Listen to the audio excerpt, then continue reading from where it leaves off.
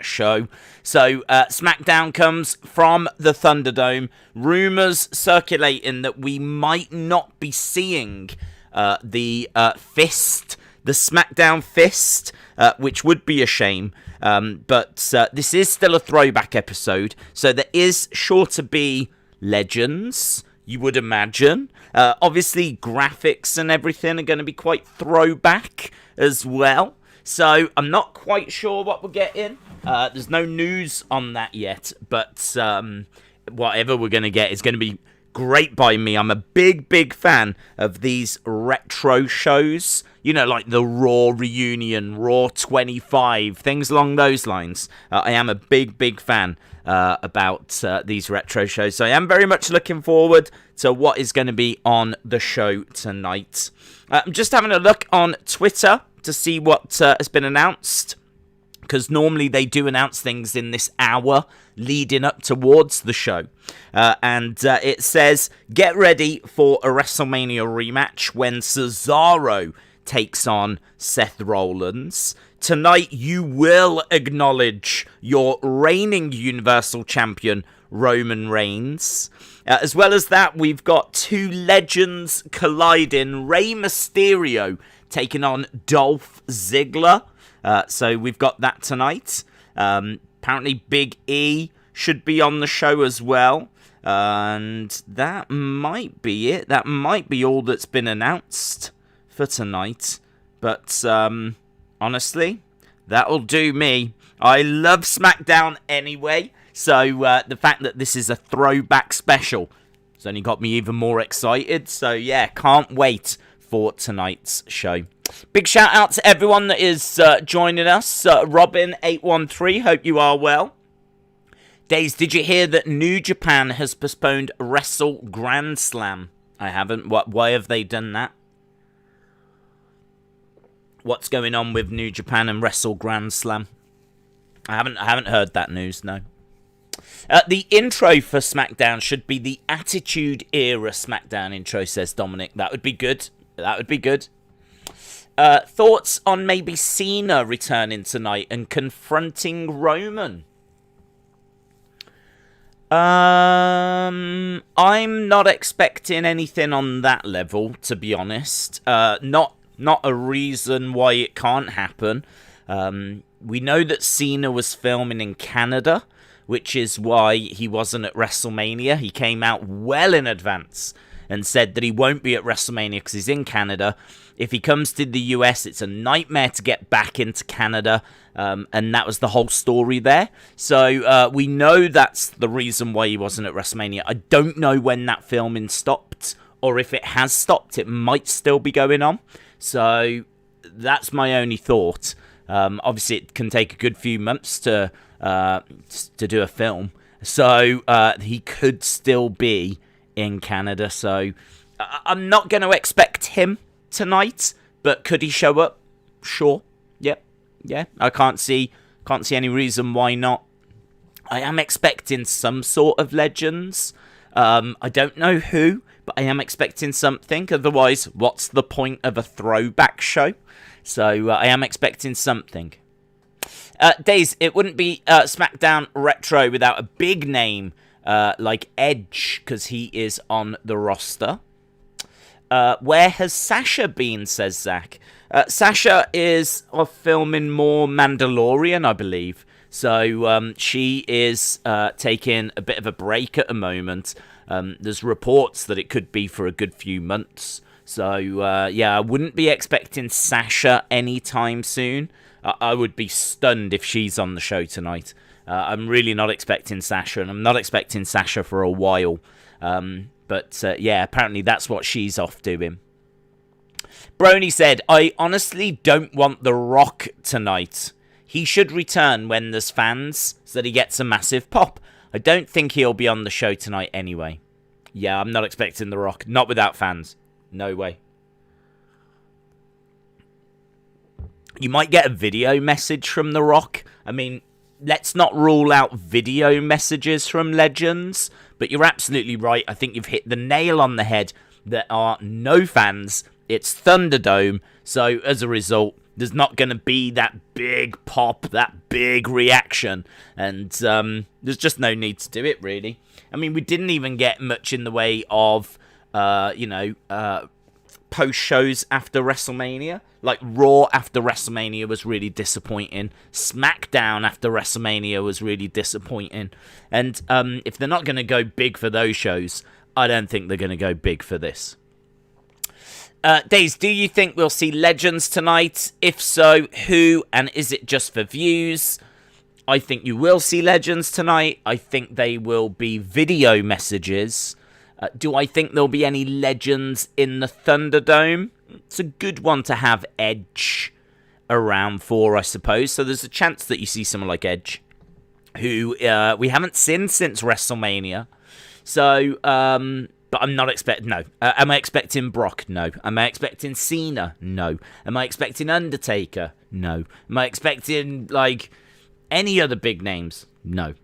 Could there be a few kind of old school faces floating around, like a JBL? Sure. You know, maybe they'll do something along those lines. I'm expecting some sort of legends. I just hope that they're not only video messages. I hope there's people actually there. But I'm really, really not expecting loads of big names and all of this kind of stuff.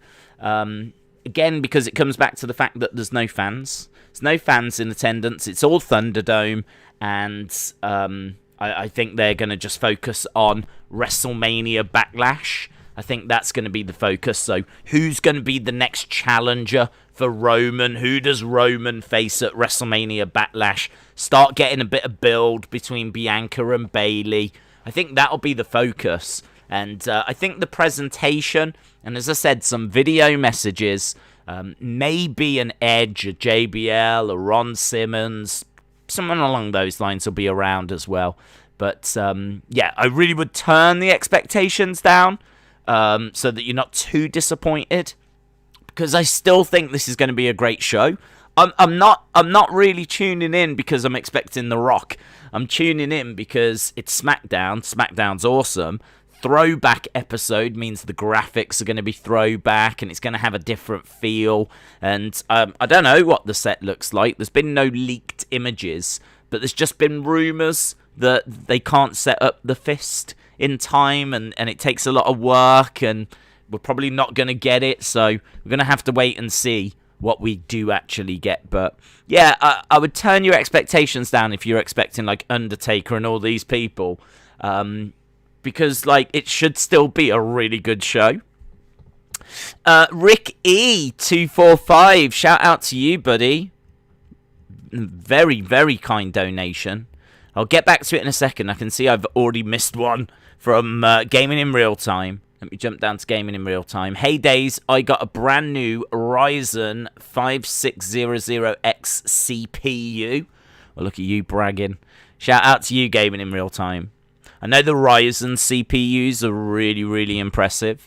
When I was like looking at specs for this computer that I stream on now, like all the Ryzen ones were right up there at the top. So my CPU knowledge is limited, but I'm sure that's a good one because you've put a smiley face at the end, which, you know, heavily suggests that it is. So Gaming in Real Time, shout out to you. Rick E245 said Days Volta did an interview. Oh, he did, you're right. Oh, I missed it. I missed it. I mean, I can check it out. It was on After the Bell, wasn't it, with Corey Graves. So I need to go and check that out.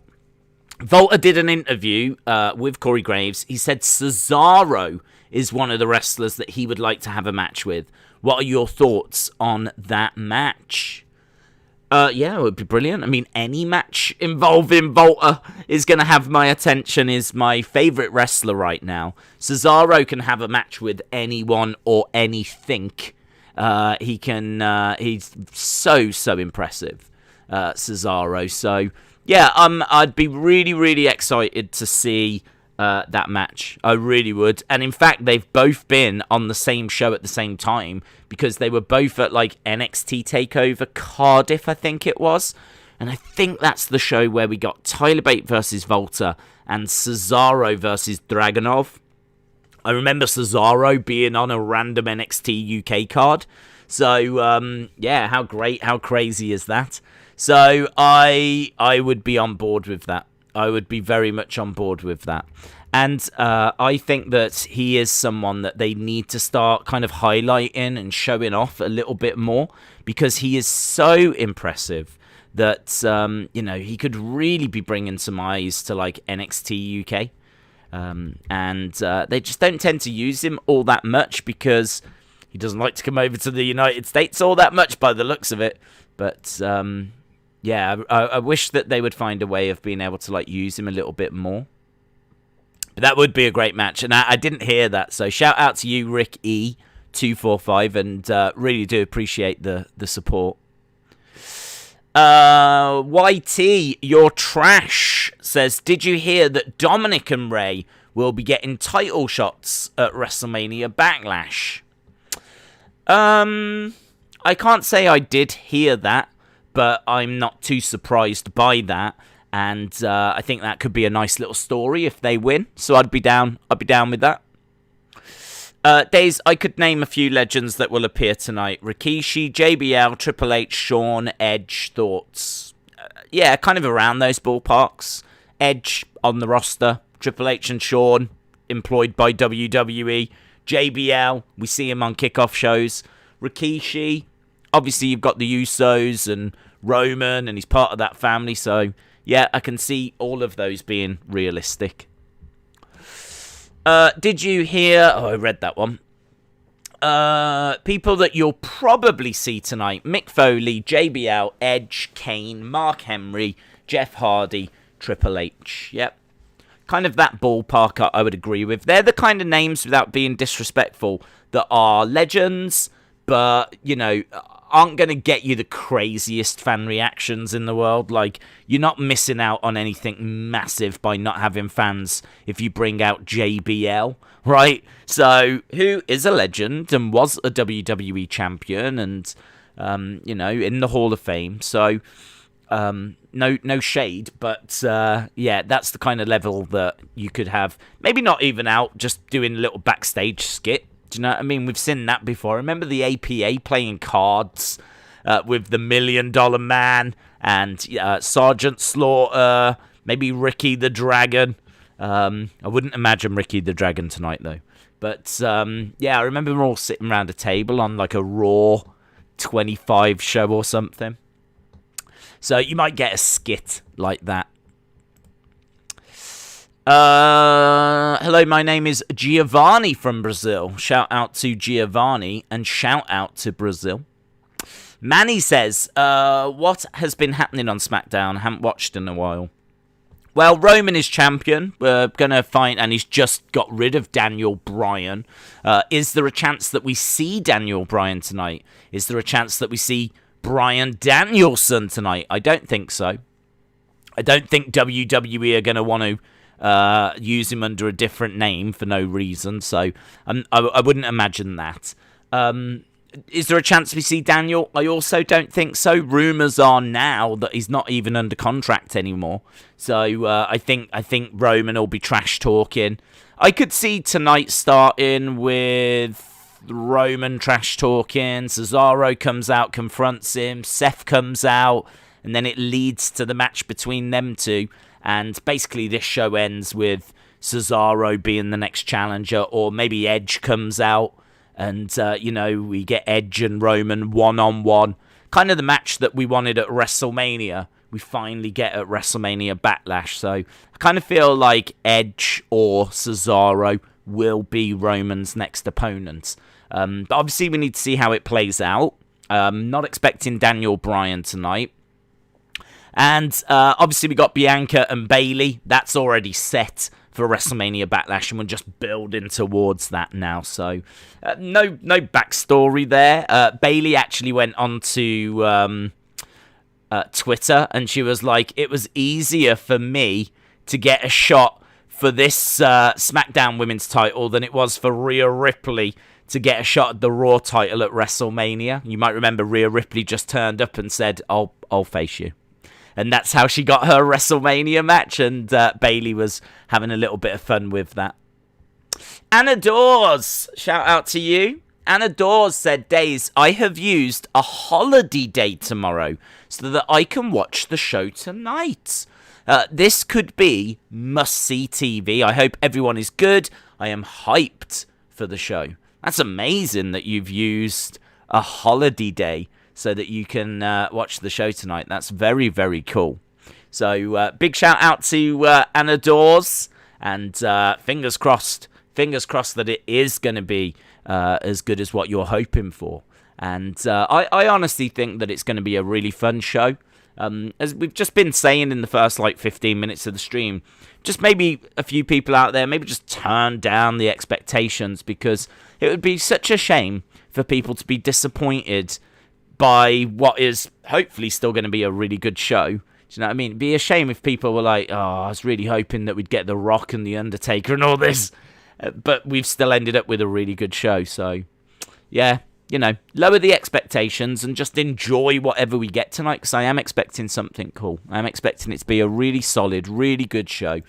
The graphics and all of that, it's going to be really good. I do genuinely love these throwback episodes. Right, I think we are caught up to date with the Super Chats. Rick E, again, big shout out to you. Anna Dawes, shout out to you. Harry Richards says, Days, I cannot lie, I am loving Cameron Grimes' Ted DiBiase story. This is giving Grimes a big boost. I can see him getting the $1 million title. Yeah, I could see that. I could see him getting the $1 million belt, and I think that would be great. I think, again, it would be a nice little boost for him, and I'd be totally down with him getting that kind of a push. Yes, I think that would be cool.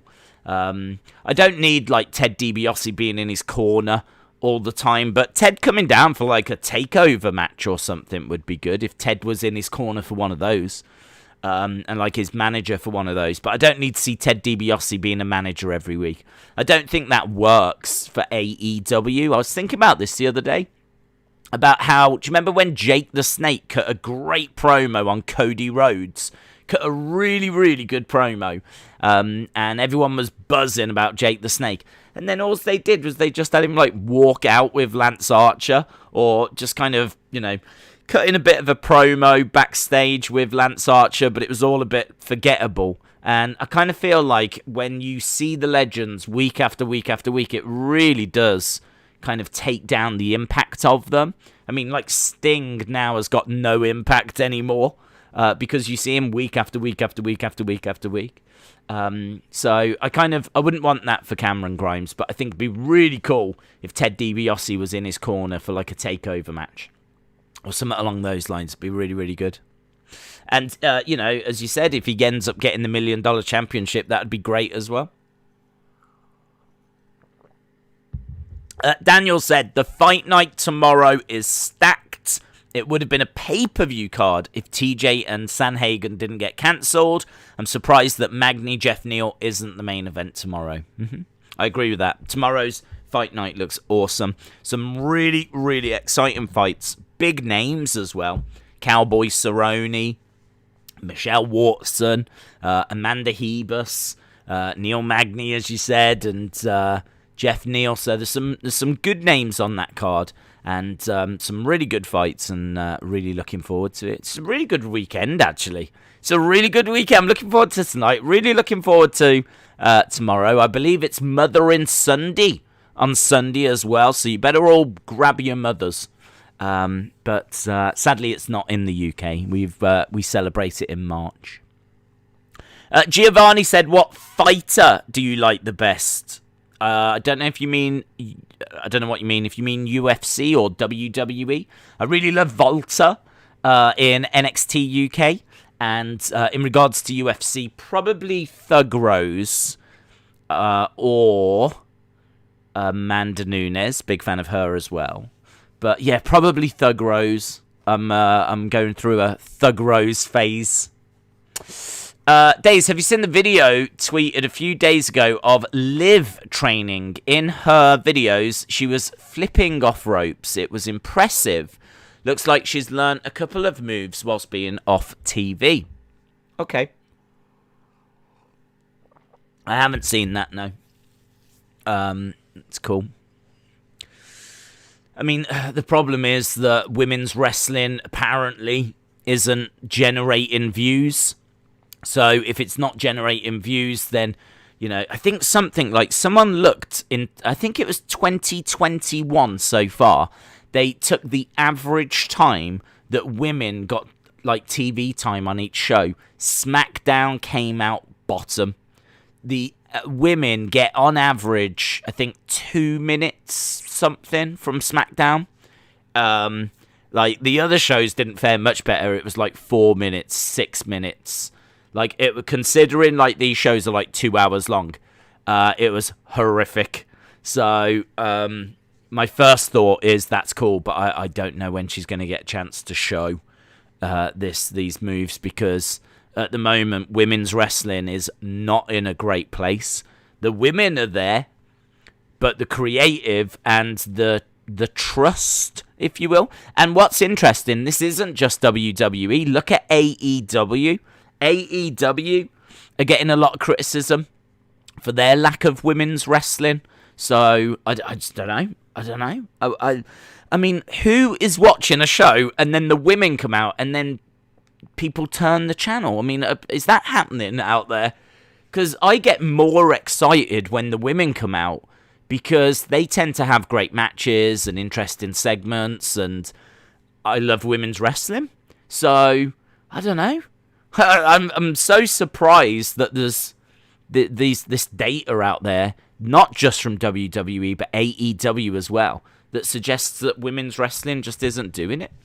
So, yeah, I don't know. Days, what is WrestleMania Backlash? It's the next pay-per-view show. I think, I don't even know when it is, actually. It's like a couple of weeks away. And should be good. It's got that 3 or 4 matches made for it at the moment. And, yeah, I mean, it's a B show. Do you know what I mean? And they've stuck WrestleMania on it to make it sound more impressive. It's basically just Backlash, but they've called it WrestleMania Backlash this year. Tonight we get Ray versus Dolph Ziggler. We do. Days, do you think we will see the SmackDown Fist return tonight for Throwback Night? Apparently not, is the rumor. I don't know that 100% because there's been no images of the set. But no, the word on the street is that it won't be a part of the entrance stage. I hope it is. I hope that information is wrong. And again, let me stress, I do not know any more than the news and rumors that are circulating. So it absolutely could be. But I'm sure someone said that a WWE spokesperson has said that it won't happen because it takes too long to sort out. Do you think The Undertaker will appear tonight? No. I don't think The Undertaker appears tonight. That wouldn't make much sense to me because he's retired. And even if they bring out Mark Calloway, like, there's no fans there. Although, you know, you could argue there was no fans when he retired and when he walked away, but I'm really not expecting it. You might get a video message. You might get a video message from Mark Calloway, but am I expecting the gongs to sound and Undertaker to come out? Not at all. Not at all. Harley said, Days, breaking news, I just found out Bayley got the match. It's incredible. Bayley asked for it in an interview. Yeah, that is incredible. Edward Brown, shout out to you. Yeah, your predictions are fine, bud. Jeremiah said, Days, I'm so hyped for today's show. I'm going to be in the Thunderdome. I will be holding my Universal Championship. Excellent work. Excellent work. Everyone in the Thunderdome is holding replica belts like this, so you've got to be part of that group. Shout out to you, buddy. Have fun. Instead of current live fans on Thunderdome, it'd be cool if it was shots of fans from past Smackdowns. That would be good. Green shirt guy in the front would be nice. I know he's not really a Smackdown regular, but he's too important to not have around. LFC Luke says Volta wants Cesaro. It's cool. I mean, that's a great match, but Cesaro hasn't got lots of star power at the moment. I would rather see Volta going against someone like Seth, because I think that's a bigger deal. Cesaro right now is pushing to be like a main eventer and to get that kind of an opportunity. So I don't really want to see that match right now. Like, I feel like that's a match that could have just happened anyway. As we've already said, Cesaro was on that NXT UK show, the TakeOver show. He took on Dragunov. So I kind of feel like that's a match that you could get. I don't see that being too much of a problem, to be honest. I think they've already brought him in for one NXT UK TakeOver. They can easily do it again in the future. I'd be more excited if he'd have said Seth Rollins or AJ Styles or someone along those lines, you know. Do you have a replica belt? Because I want one, says Edwin. I've got a couple, in the sense of I've had a winged eagle since many years ago. I can't even remember when I got it, but it was before WWF changed to WWE, because it's got WWF on. It's a WWF winged eagle, which is really cool. Then I've got a replica of the first ever WWE Championship, and a Rock Brahma Bull one as well, which is really nice. So, yeah, I'm very fortunate to have a few. Days, a little bit off topic, but what are your thoughts on Man United finally going to the Europa League final and the impact Edison Cavani has had helping players like Greenwood develop? Well, it's hard to know how much Cavani has impacted Greenwood, because obviously he's been around since the summer. He's definitely going to have impacted, but Greenwood has been such a talent anyway that it's hard to know what Cavani has taught him and what he hasn't, and what Greenwood has learnt. I'm sure he's learnt things, but I can't judge that impact. I don't know. Greenwood might have been exactly the same if Cavani hadn't have joined. So I would be very interested to hear an interview with Greenwood and find out exactly what he has learnt. So, and there's no doubt he will have learnt something, but for me, I can't say that he's changed his game drastically. But in regards to Cavani, I think he's a very good player. I think he's worth keeping. I do think we need a striker, though. Maybe not this summer, but we do need a striker. And I'd like the Andre Silva guy from, is it Frankfurt in Germany? Hit 20-odd goals in the Bundesliga. So I would like him to come in. But I think he's only about 30 million, but like everyone wants him. He's like the Audi version of Haaland. So I would like, obviously I'd like Haaland, but that's not happening. So yeah, I really, I think keeping Cavani is a good idea, but I'd like them to bring in Andre Silva. And then in regards to the Europa final, excellent, but we did win 6-2 in the first leg, so I would have been more surprised had we not have reached it after that. So excellent performance though, and yeah, hopefully we go on to win it. So those are my thoughts. Days, would you consider live streaming the Champions League final between Man City and Chelsea? It'd be fun to watch that final with you and fans. Well, would I consider doing that? Sure. I don't know what it's going to clash with. Might not clash with anything, because if it's on like a Saturday night before UFC, then yeah. I mean, we will do the semi-finals and the final of the Euros this summer. We're definitely doing that. So we're going to do the semi-finals and the final. And Champions League final? Yeah, there's a good chance that we'd do that. Miss Clown 1, shout out to you. 30 minutes has passed already, says Austin. I know, it's absolutely flown by. Why do you call Volta Volta? That's how he pronounces it. There's been interviews where he's pronounced it that way, and I've seen shows where it's been pronounced that way. It's an interesting one, because there are a few commentators that do pronounce it Walter, but I just go by what he says, because I'm not going to argue with him. So, because he is one of my favourites right now, and also he's a killer. So that's kind of how it's pronounced. Over in like Germany and Austria, a lot of W's are pronounced as a V. So I think it kind of stems from that. Days, have you seen WWE trademarked Bash at the Beach? Will that be an NXT special? That's interesting. I didn't see that news, no. But that's very interesting because that might be... didn't AEW do a Bash at the Beach type of a thing?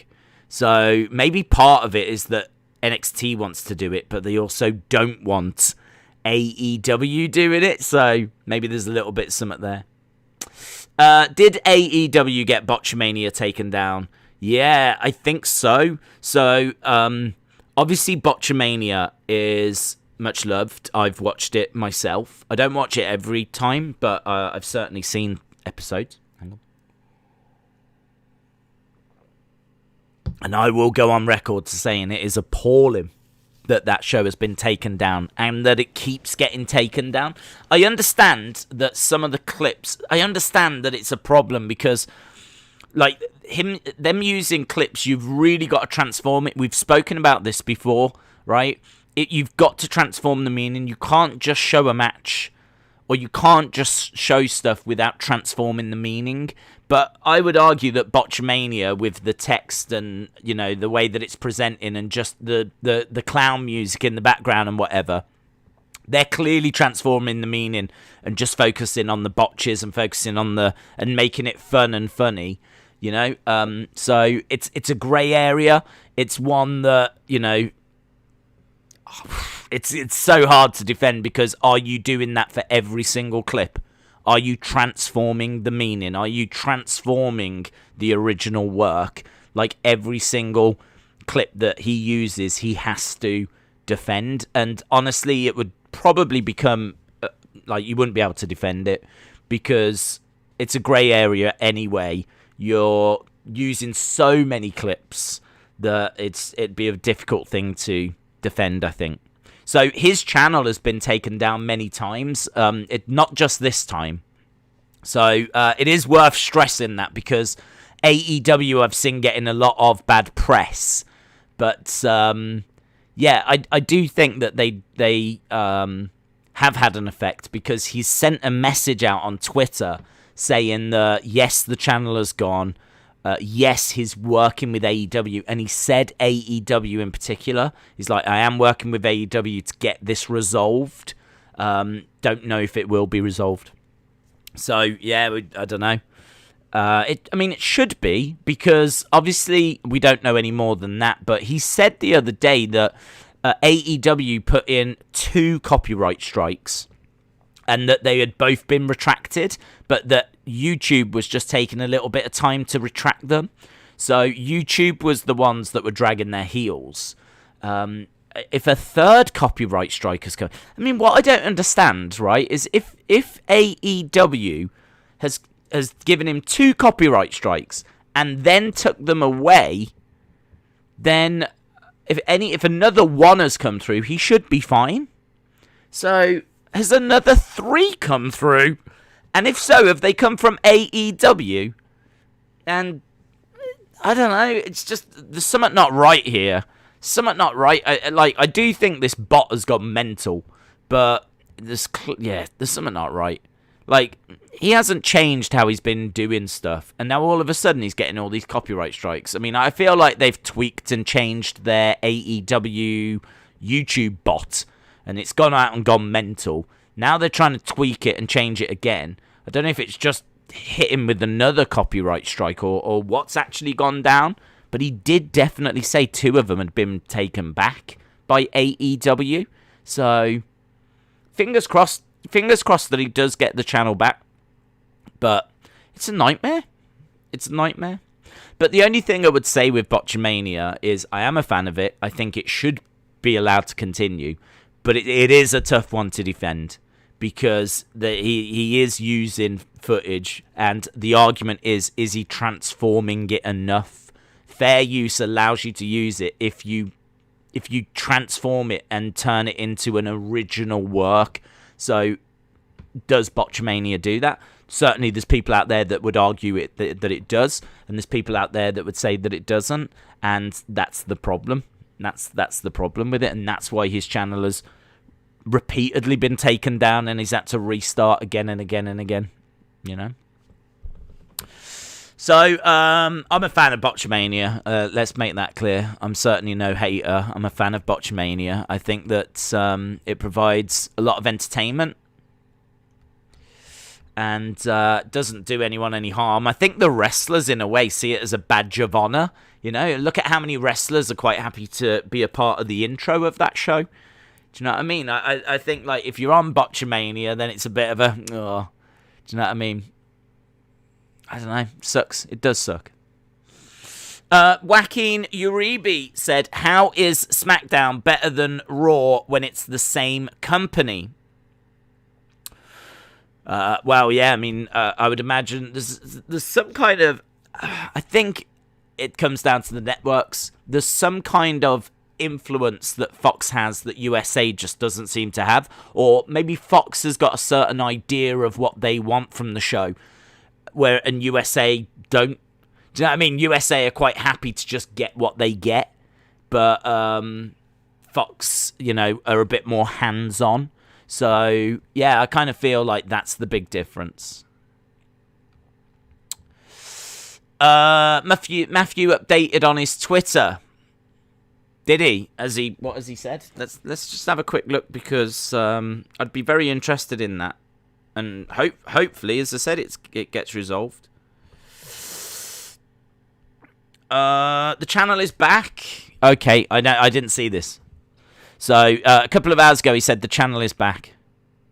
So, 9 hours ago... Okay, here we go. 9 hours ago, he said, yes, Botchamania channel is down. I don't know if it'll be back. Yes, I'm talking to someone in AEW. No, I don't know if it'll help. Yes, I've seen your nice messages. No, I'm not in a tweeting mood, because I got food poisoning, right? Then he goes... channel is back. I really appreciate people tweeting their support. This was a YouTube issue. AEW and everyone else who offered assistance couldn't have been more helpful.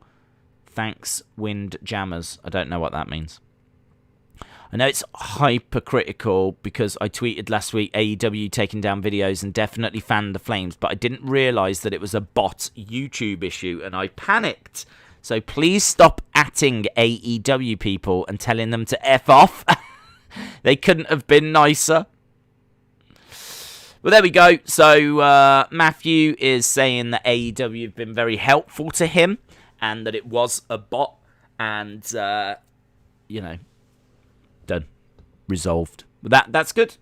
You know, I can understand people being angry because I understand that this is a YouTube bot, basically, that's going around and doing this. But the issue is this YouTube bot was not claiming WWE things. It was claiming AEW things. So that suggests that the settings were quite heavy for AEW, right? So I understand him saying it was a YouTube thing, it was a bot and all this kind of stuff. But it was AEW that was claiming everything. So they have to take a degree of responsibility because their settings are clearly more extreme than other companies. And their bot is the one that's going around causing trouble. So there is still a degree of responsibility that has to be put on AEW, but fair play, you know, they've resolved it and whatever, and it seems like they've been very good about it. So good. To be fair though, that's what AEW would say and blame someone else. James Chadwick, hope you're well. Days, what is the match card for tonight? Match card tonight, Cesaro versus Seth.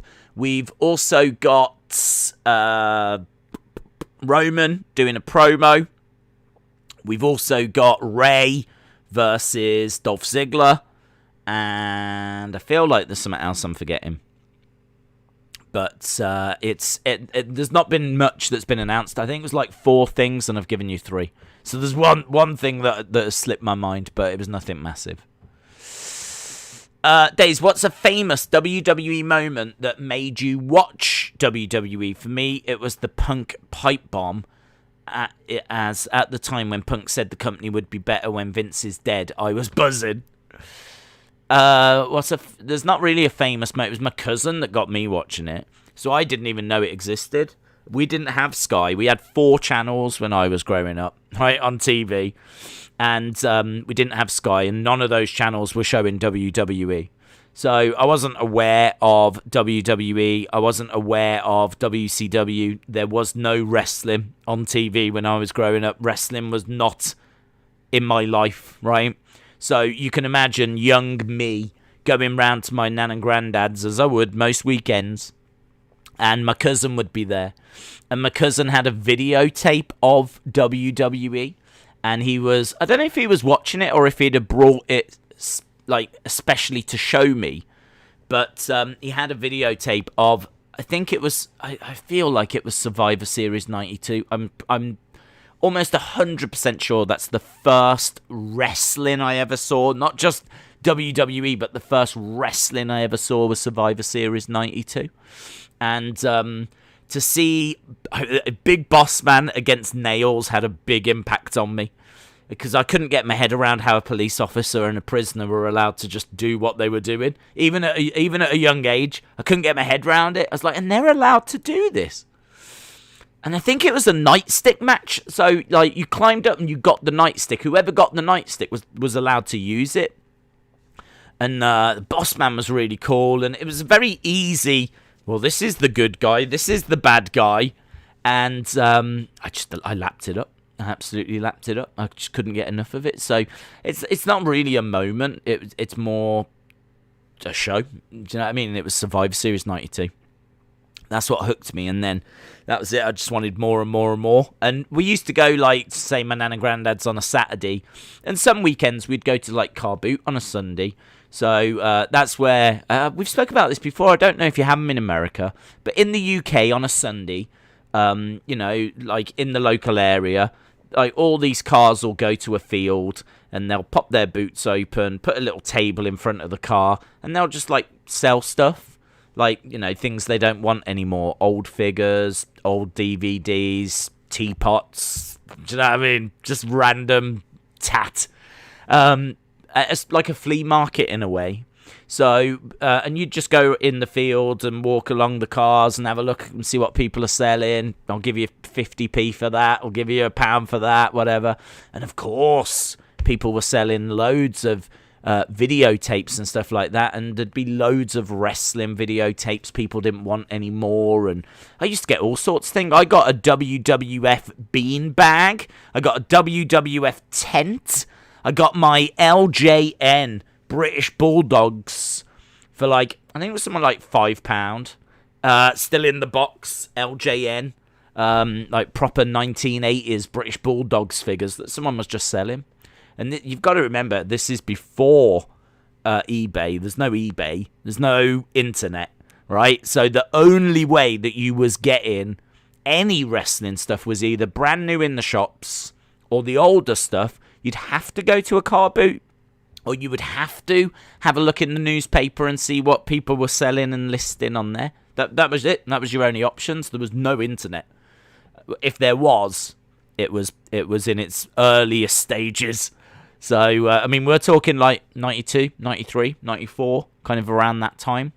I didn't get the internet till 99. I think it was like 98, 99.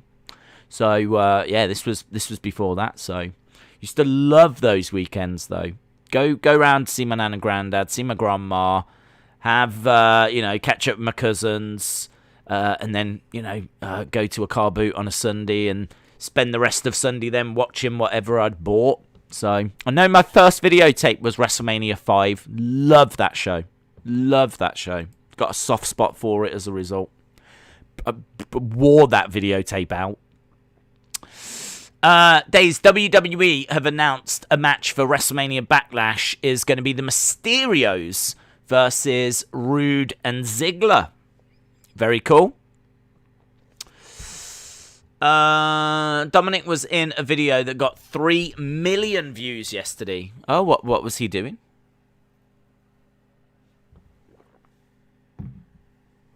Was that on YouTube or something?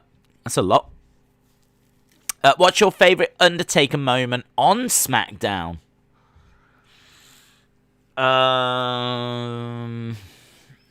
It's difficult because SmackDown isn't a show I ever really used to watch, to be honest.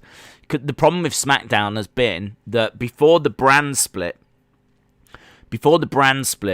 there was SmackDown was a dead show. So when I can remember, what year was this? I can't even remember when the brand split came in. Was the brand split 2016 or something? But before that, you would have Raw, and that's where the stories really progressed. And then on a Thursday, I think it was a Thursday. Yeah, it was a Thursday. You had SmackDown, and you just got matches and promos and, a bit of storyline development, whatever. But you didn't need to watch it. It was kind of like AEW Dark in a way. I'm sure there's probably stories that get pushed along a little bit on that show, but it wasn't essential. And as a result, for the longest time, I didn't watch. There was no need.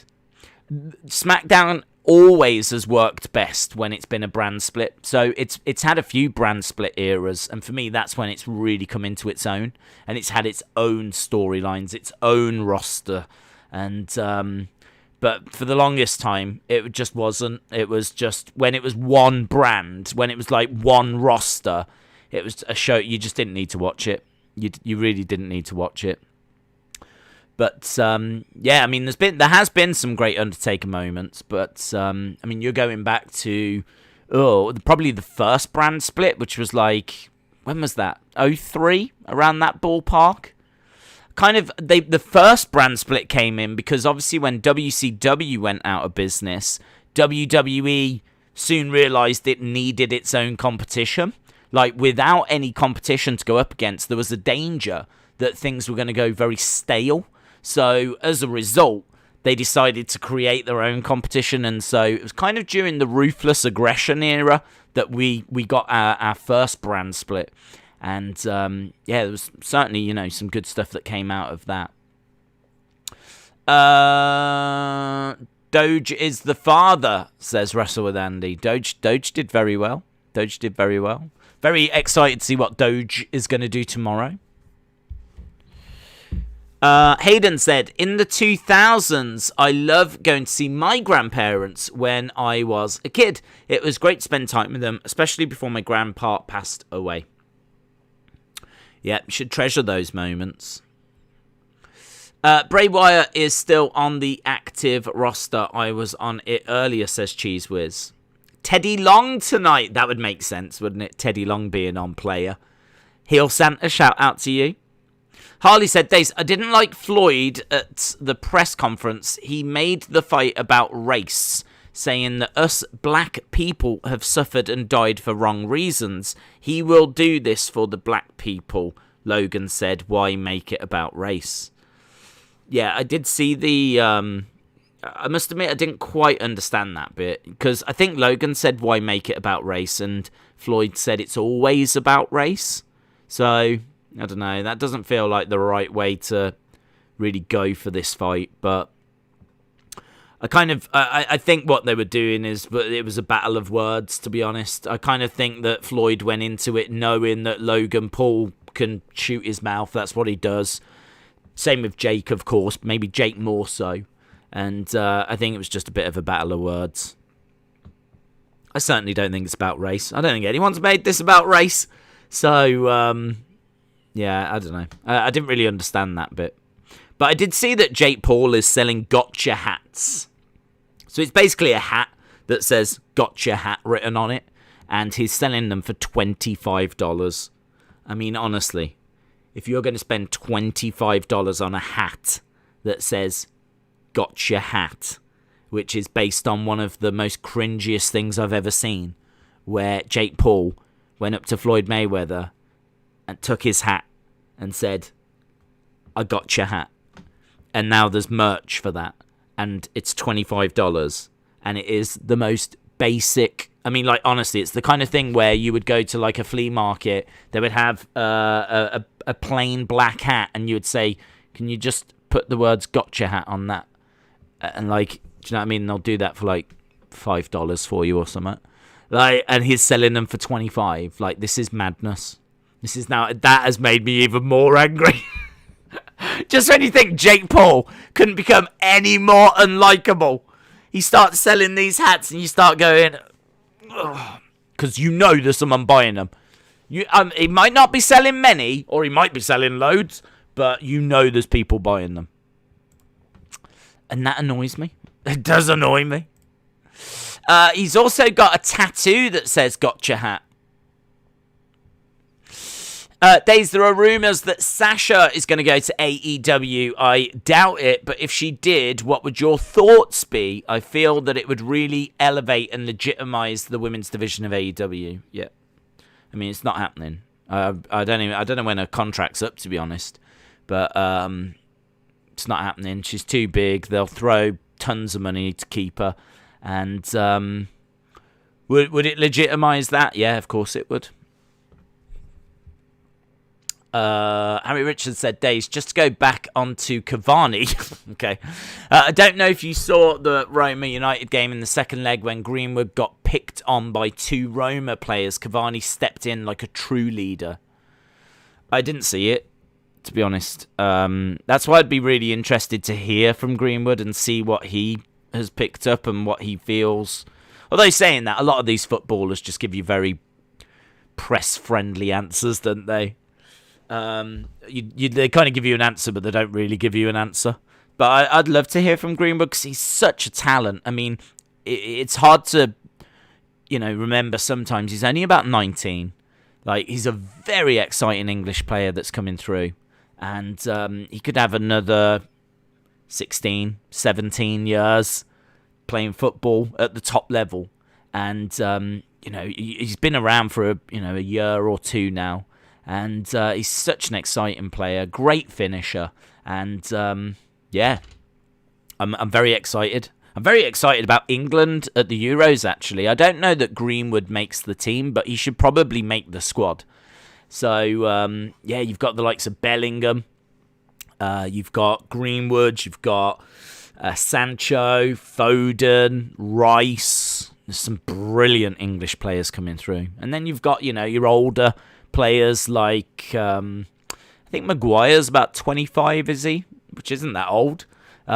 Kane, 27. Not that old. But still, they are the elder statesmen in what is a very young England team. So they've got a great chance this summer. Days, what's your favourite Chris Jericho moment? Mine was when he won against Rock and Steve Austin on the same night to become WWE Undisputed Champion. Favourite Jericho moment? Well, the first match you always think about, or matches, is his feud with Shawn Michaels. I love that feud. And I love the fact it was based on Jericho wanting to show that he was better. I think that was really cool. So I love that feud. I also love, obviously, the Festival of Friendship, the List, his debut against The Rock, like when he first came into WWE and Rock's in the ring, and the countdown clock. And there's a lot, isn't there, when you go through? There's a lot of great moments, great eras as well. What we've mentioned there is from very different kind of periods of Jericho's career. I'd probably go with him and Shawn. I think some of the matches they had are some of the best in WWE history. I think they really complemented each other well, and I just love that feud. I love both of them. I mean, Jericho in a way sort of losing his way a little bit. Although, saying that, Inner Circle is still pretty cool. War and Games was largely a really enjoyable show. And the match was largely really enjoyable. He's obviously not the same person he was. His age has definitely started catching up with him now, He's aging disgracefully, let's put it that way. Not gracefully, disgracefully. But, hey, he's happy doing what he's doing. I respect that.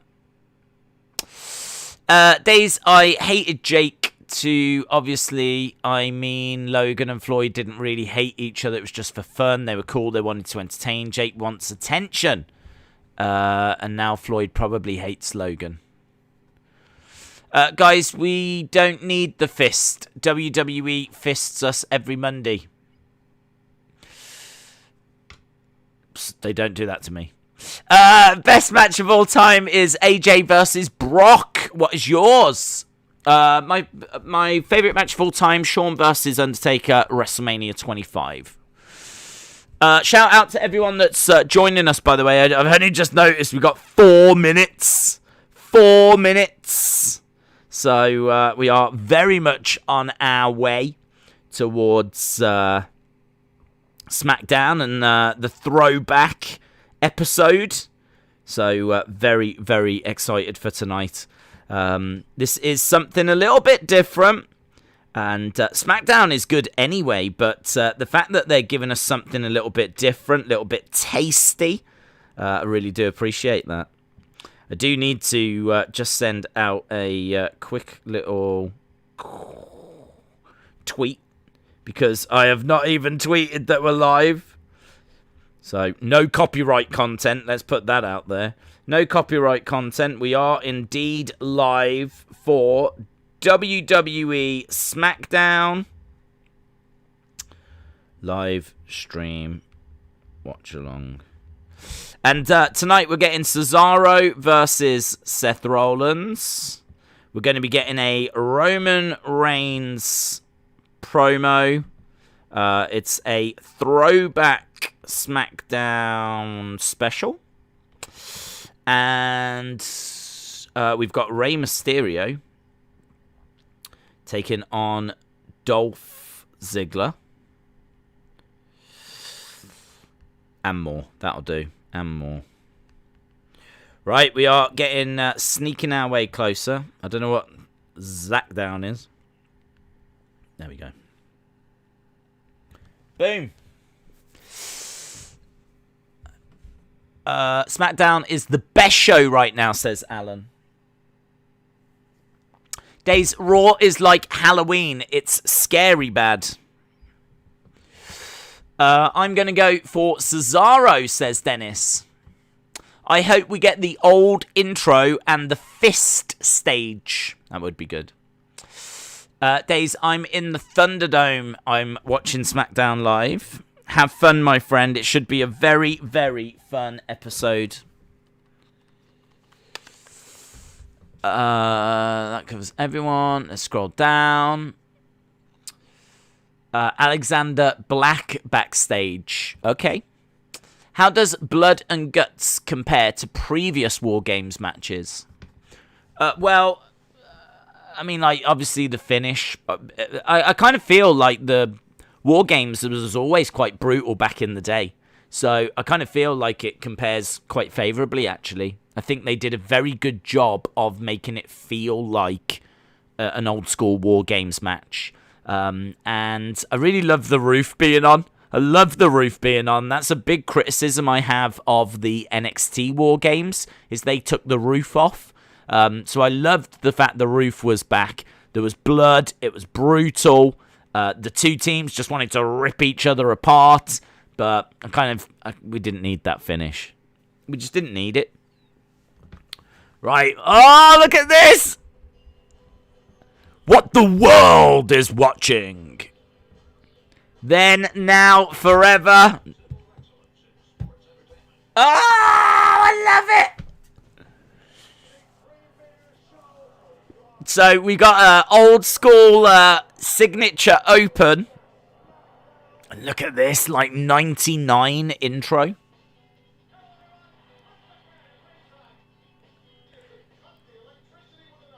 This is like, they say this is throwback, but this is like throwback to the 80s. The voice of Gorilla Monsoon. Hulkamania. Wow. No fist. The rumours were true. Love the old block logo, though. Yes. Love that logo. Really brings back memories, doesn't it? Really brings back memories. In fact, you look at that logo and you just think, this isn't the same company. It doesn't feel like the same company. Oh, look at them too. Pat McCarthy wearing the old Vince McMahon blue suit. And we've got Michael Cole in like a JR Attitude Era shirt. Throwback, can you smell what The Rock is cooking? Yeah, they've got the old shirt. Oh, they've CGI'd in the fist. They CGI'd it in. Look at that. They're showing us what the main event was for the first SmackDown. Oh, they're showing us footage as well. I always say, why don't they do this? They've got all this footage. Sean, the special referee for this one. Look at the crowd going crazy. That Attitude Era crowd. Michaels with a super kick. Triple H versus The Rock. Great signature. Great to see them, the CGI fist as well. Great to see the commentators wearing like proper throwback attires. Really good. Oh, I love the little graphics as well. Michael Cole, Pat McCarthy with the little red lines underneath.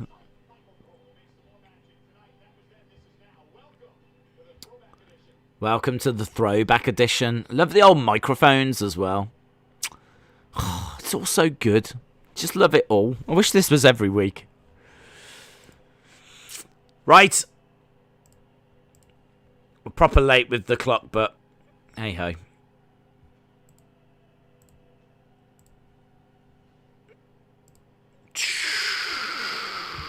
The theme is hard.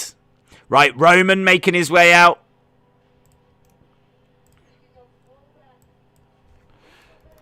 Right, here comes Roman.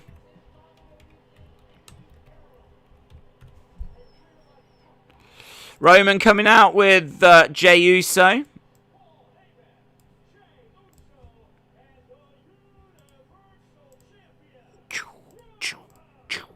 Love it, man.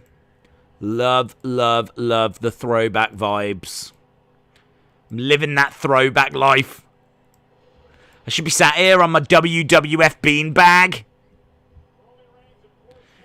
Do-do-do-do-do-do. The Fox logo. I haven't got that. I've got the old WW block logo in the corner, which is kind of cool. It's going to take 15 minutes for him to come down. He's got the shirt on that says, "Acknowledge me."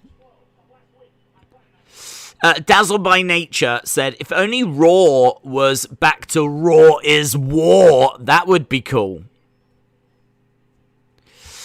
I didn't know the Thunderdome was in the past.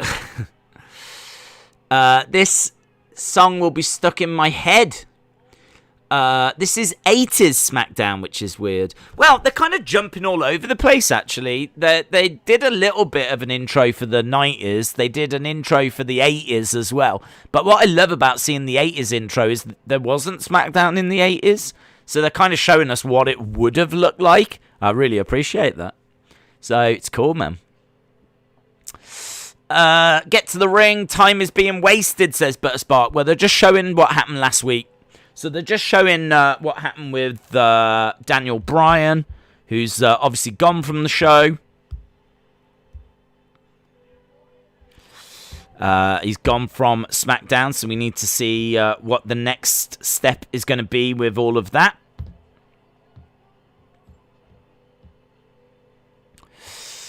Raw makes war with my TV. It's an amalgamation, baby. Amalgamation. We're the Amalgamation Nation. Love a good amalgamation. Big fan. Imagine if Roman changed the Universal belt to the big gold. That'd be cool. Oh, that was so good, honestly. First 6 minutes of this I've loved. Lapped it up. So we're still seeing last week and Roman dealing with Daniel Bryan. We want Roman. I miss the old Roman. Days, what's your favourite SmackDown moment?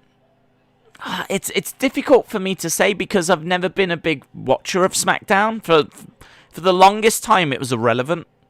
And I know that sounds weird because there are great SmackDown moments. And you do think back to like some of them great Undertaker moments and Edge moments. And, you know, it definitely did when the brand split was on, as we said earlier. But for the longest time, it was just when there was one roster. When they went back, when they ended the brand split and there was just one roster, it was irrelevant. I wasn't watching. I was just keeping up to date with the results. Right, we're done with looking at that video package. We are... love it. Love those graphics. Roman Reigns with the block logo. Paul Heyman giving the Universal Championship to Roman. As Pyro goes off.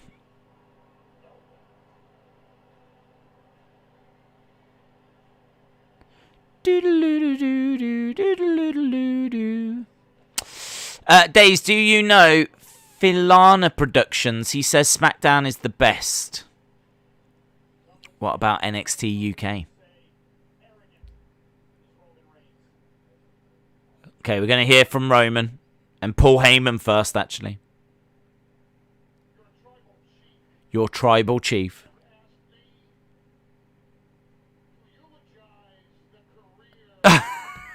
Your tribal chief has asked me to eulogize the career of Daniel Bryan.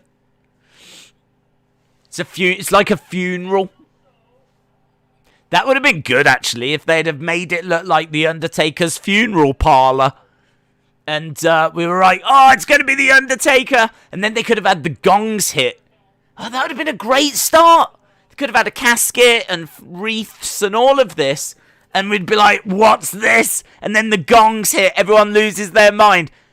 And then Roman comes out. Comes into the ring and is like, we're here, gathered today to mourn the loss of Daniel Bryan. And actually, we do have Paul Heyman doing dings. I think it's like they're taking a moment here to remember the career of Daniel Bryan. His little smirk on Roman's face. They're piping in "You suck" chants.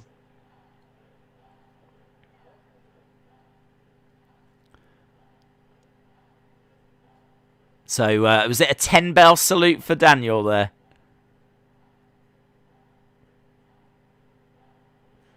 Let's see what Roman's got to say.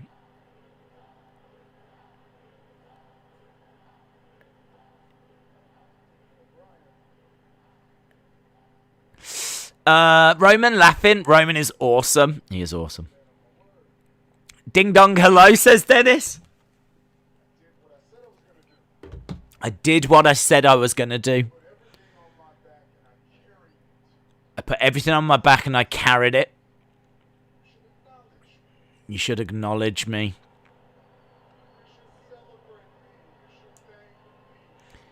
You should thank me. I always give you what you want. I give fucks what they want.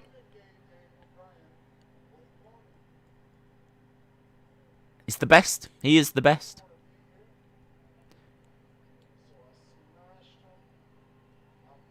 He didn't want to be here.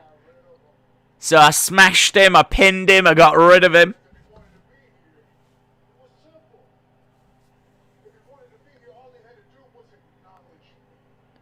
If he wanted to be here, all he had to do was acknowledge me. It's going to be sweet when someone beats him.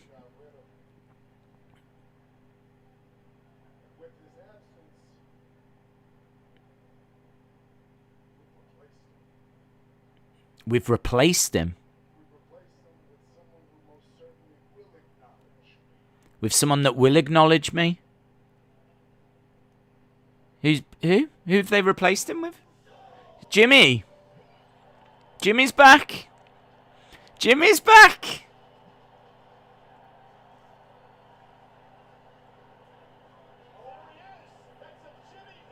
That's a Jimmy Uso. That right there is a Jimmy Uso. We like to refer to that as a Jimmy Uso. I'm sure Michael Cole just said that's a Jimmy Uso. Right, Jimmy Uso is making his way down to the ring. So we've got Jimmy and Jay reunited. Smile on the face of Roman.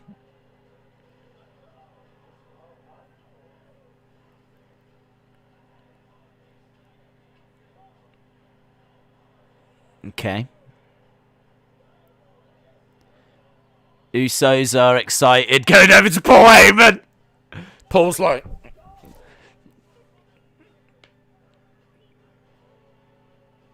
Oh, and Cesaro's coming out. Here's Cesaro. Please kill this, Cesaro. Come on! Knock it out of the park! Come on, Cesaro!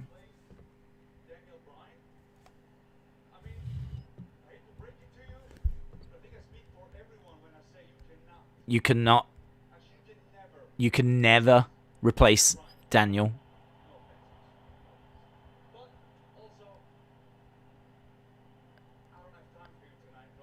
I haven't got time for you tonight.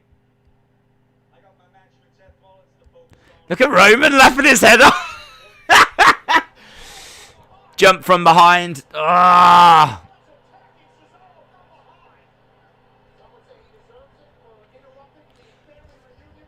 Upcut by Cesaro. That promo came across badly. Let's put it that way.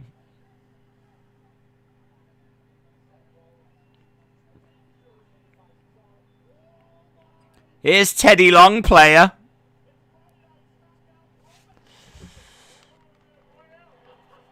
Yes, makes sense. Teddy Long, WWE Hall of Famer.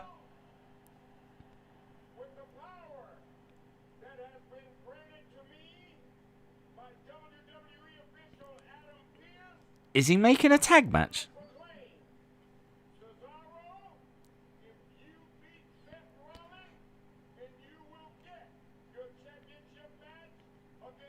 So there we go.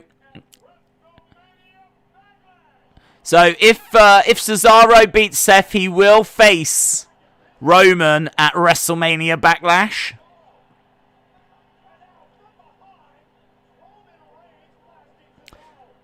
Cesaro into the ring steps. A little bit of carnage here. It's kind of good. Cameraman was a bit all over the place there. Loving the blue shirts as well. Do they normally wear blue shirts? Do the refs normally wear blue shirts for SmackDown? They're the old SmackDown ref shirts.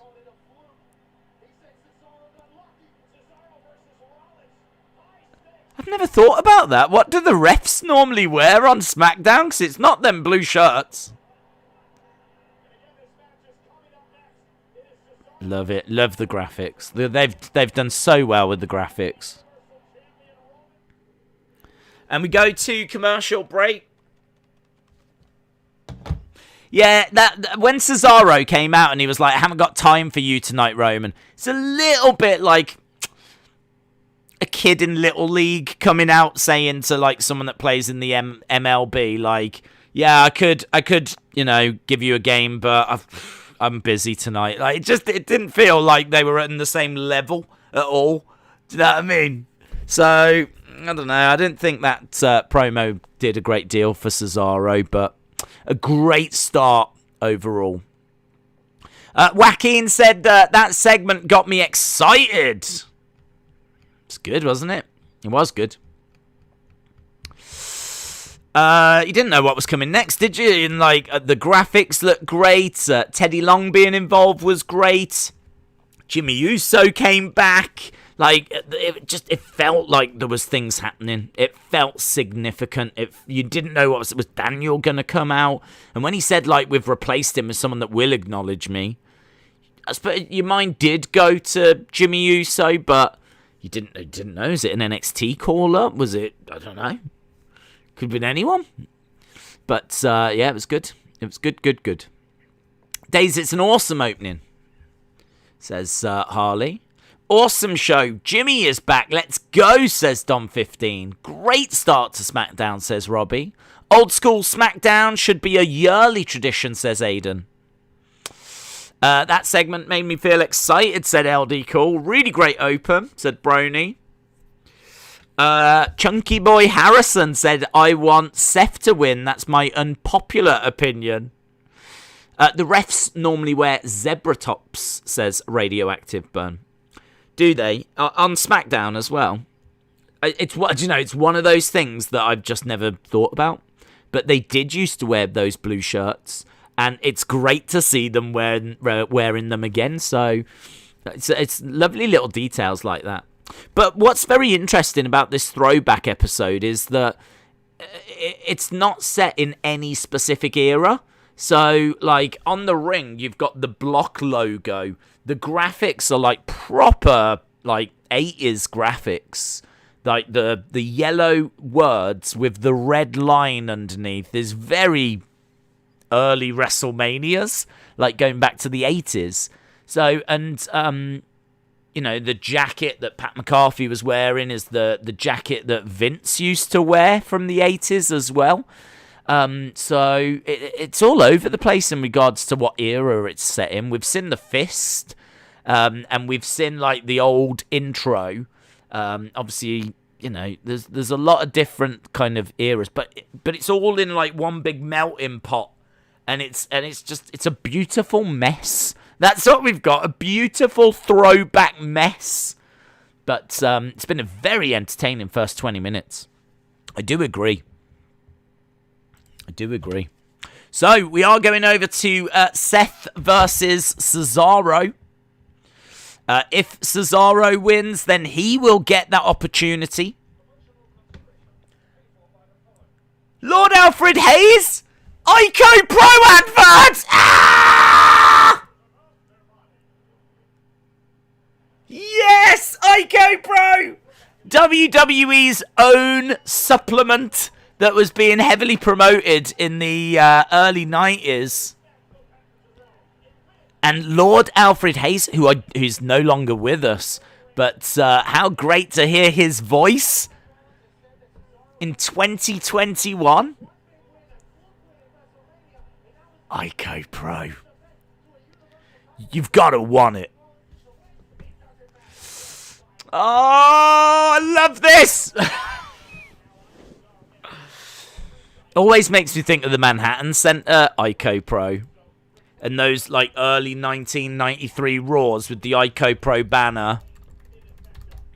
And that, of course, that Brett clip where he's in the gym. You've got to want it. So good. Ico Pro.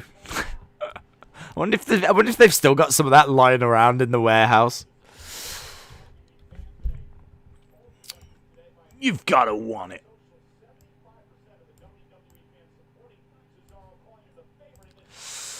$10 salute by Paul was great. The Roman promo. Jimmy was back. Yep, it was all good. All good.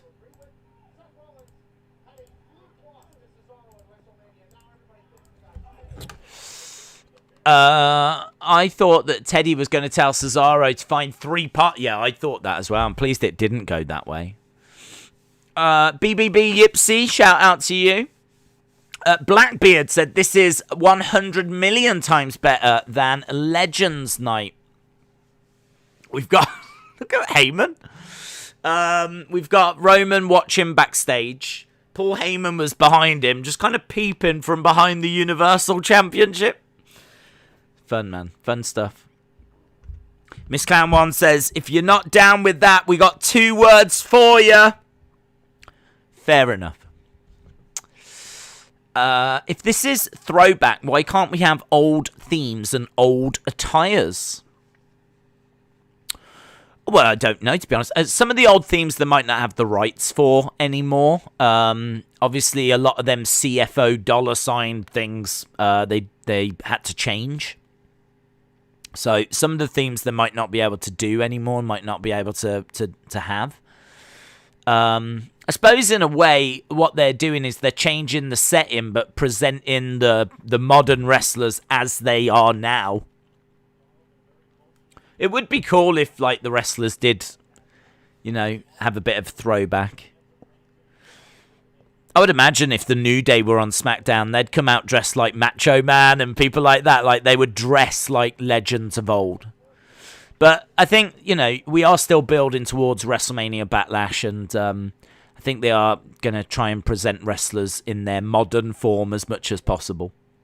But yeah, you know the New Day would have dressed like Macho and Stone Cold and Rock and all of them.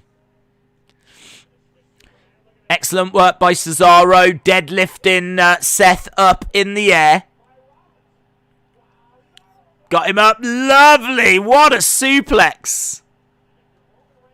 Great work. No way this match doesn't deliver. This match is going to be really good. Would you rather have Christian Cage as the next AEW champion or Pac?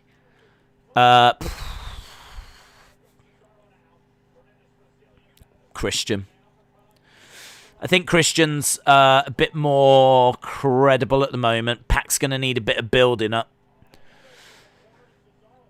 It's been a while since I've seen Pac in like singles matches, and he needs to get a bit of momentum. Whereas Christian, I think people are still excited to see him return, and he still feels relatively new.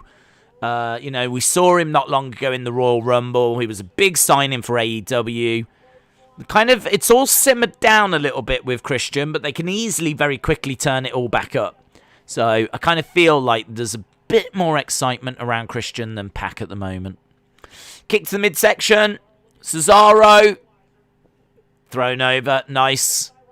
Reversal. Goes for the pin. He's trying to grab the leg here as Seth goes over to the ropes. Lovely by Seth. Lands on his feet. Cesaro goes to the outside. Big strike by Cesaro. Cesaro climbing up the corner. Going up top. Uso's getting involved. Seth jumping up, looking for a big superplex. Gets it. Rolls through. Looking for a Falcon Arrow. Gets it. 1, 2. Shoulder up by Cesaro. So Usos are still hanging around ringside. They're there to ensure that Cesaro doesn't win this. They've already tried to distract. The only thing I would say is it's not going to be a good look for them if Cesaro does win this. Because they're out there trying to do what they can. Like, the booking here is going to have to be really sharp, so that the Usos don't look like idiots. So, Seth looking at the Usos. I mean, Seth should know they're there to ensure that he wins. Right, we've gone to commercial break. I thought that was going to be the main event. I wonder what the main event will be now. It's a good question. They haven't said what the main event will be, no. I mean, I can't remember the other matches, to be honest. Roman promo. Seth and Cesaro. Obviously, Ray and Dolph. But yeah, I mean, I can't say there's anything announced that feels like a main event, so don't know, we'll have to see. We want Otis, says Lone Star Friend. Days, I wish they would have brought back the steel barricades for this Throwback Smackdown episode. Yeah, that would have been good. Maybe it would have looked... Maybe it wouldn't have looked great. I don't know. With the screens, and maybe the bottom of the screens don't look great. I don't know. It would have been cool. I'd be down for anything, man. Anything. I mean, we've already had Ico Pro. Which isn't really SmackDown, because I think Ico Pro was done and gone by the time SmackDown started in 99. So, thinking, again, we're all over the place here. This is more throwback WWE than throwback SmackDown. Because we've gone back way further than 99 at times. But I love it. Sign me up. Sign me up. I'm praying that the Usos get a championship opportunity, says Days Sheesh. Are the Riot Squad on the show tonight? They've not been announced as far as I've seen, Brian, no. You can hear the mat, says Xavier. Austin says the Usos are the best tag team of their generation. Salary, shout out to you. Says, I think in the main event, Edge will retire.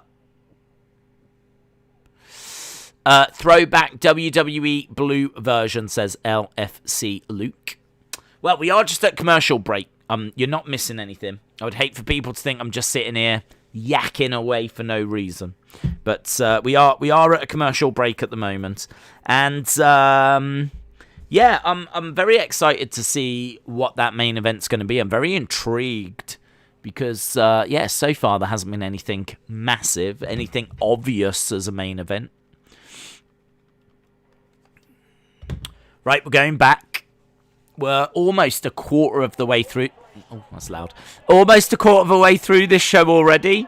Oh my God, why is it turning up even louder? Love the block logo. So distracted by that.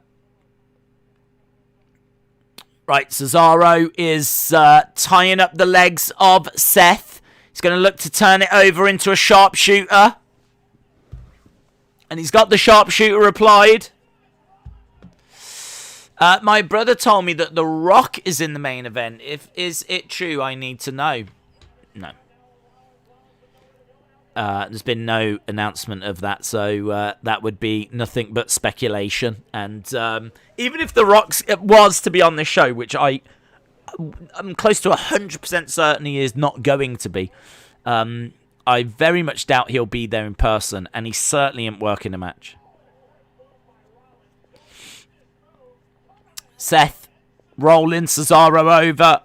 Kick out by Cesaro. Main event could be Daniel Bryan coming out one more time to say his last goodbyes, says Bryan. Harley said, Days Usos are my favourite tag team ever, so I'm glad to see them reunited, especially with Roman. The Rock technically opened the show, says Austin. Bring back the Attitude Era logo. They did have it. Michael Cole had it stitched onto his shirt, so we have seen it. We've got a mixture of logos. Different logos everywhere. We've got the block logo on the ring and the apron. We've got the current logo on the turnbuckle pads. Weird they haven't changed the turnbuckle pads, isn't it? Here we go. He's looking for a buckle bomb. Buckle bomb by Seth. Clothesline by Cesaro. Both men down at the moment. Referee just checking on both guys. JBL is the true wrestling god, says Aiden. Kenny won the Loser Leaves NXT UK match. Did you see that match? I did not know. I didn't.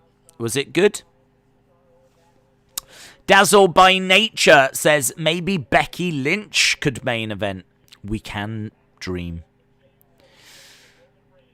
Strikes back and forth between Cesaro and Seth. Uppercut coming in by Cesaro. Seth going against the ropes. Cesaro goes over the top to the outside. And the Usos are circling around. And Seth says no. I'm not Roman. I don't need your help. Why don't the Usos attack Seth? Do you know who I am? Beat him up, beat up Seth. If you beat up Seth, Cesaro gets DQ'd. Super kick.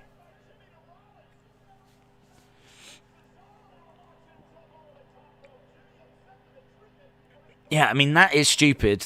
I said this match needed to be booked well, and that's not good booking. Because they're going to have to now explain why they did that to Roman. Makes them look like idiots. They didn't even do it in front of the ref. Yeah, that's really... I think that's poor booking. Their one job was to ensure that Cesaro didn't win that match.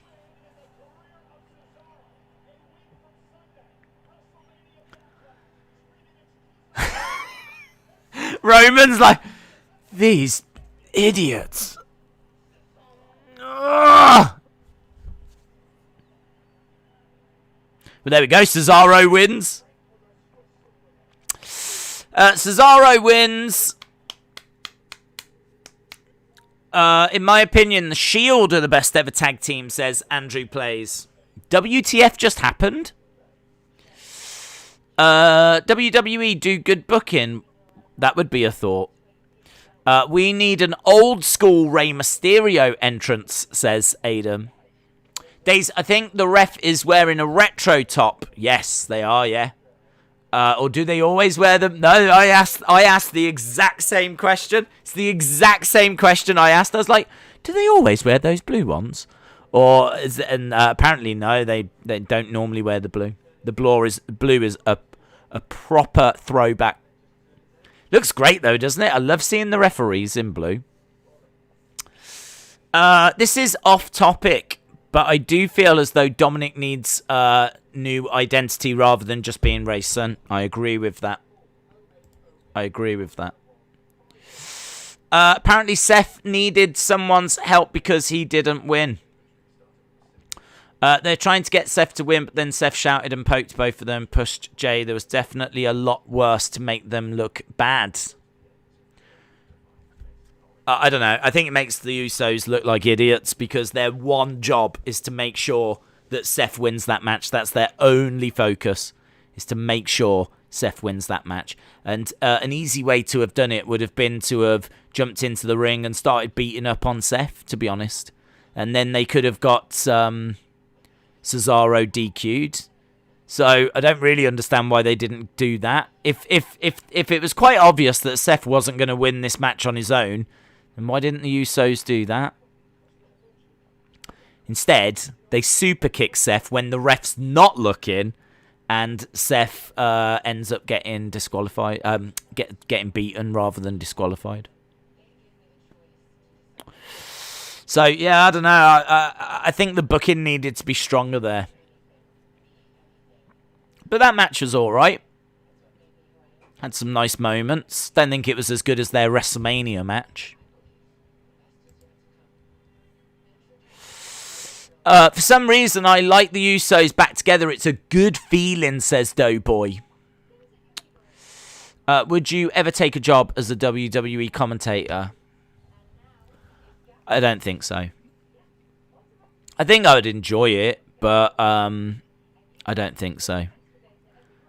I think having Vince in your ear all the time must be quite challenging, actually. I do feel for the commentators having to talk whilst listening to what Vince is. That's hard skill. That is a hard skill, to talk whilst having Vince talk in your ear. Seth said stay out of this. He's going to do this by himself. Yeah, but the Usos aren't going to listen to Seth. They're not there to listen to Seth. Their one job is to make sure that Seth wins that match. That's their only focus, their only job, the only reason they're out there is to make sure that Cesaro doesn't win that match. So it's irrelevant what Seth says of leave me alone, I can do this. Like, the Usos are there to watch and make sure that the job gets done. So it's not great booking for me. But by the by, we're moving on. Being a WWE commentator is basically being a Vince puppet, says Jimmy. We've got a little vaccine promo thing right now. Right, what next? What next? A week on Sunday is WrestleMania Backlash. Roman Reigns versus Cesaro.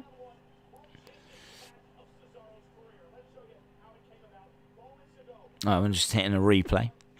Would you ever do a live stream from a live show in the future? Or if you go to a show, would you take a night off from streaming? Oh, like a live event. I wouldn't do it from a live event. It would be too noisy. It would, and a lot of venues that you go to, certainly in the UK, the Wi-Fi is close to non-existent. I don't know if it's done on purpose, to be honest, to prevent you from streaming and, you know, like showing stuff illegally. Because if you went to a concert or something, you could stream it all on the internet live. Do you know what I mean? So I don't know if they're kind of on purpose in arenas rubbish. Like, if you go to the O2 Arena in London, outside where the restaurants are, brilliant Wi-Fi. As soon as you go into the arena, dead. No Wi-Fi whatsoever. Doesn't exist. So I don't know that it would be possible. Plus the noise and all of that. Right, we've got Seth backstage with Roman.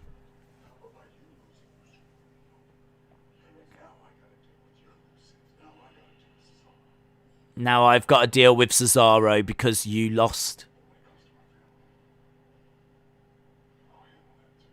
He says, when it comes to my family, I'll handle that too.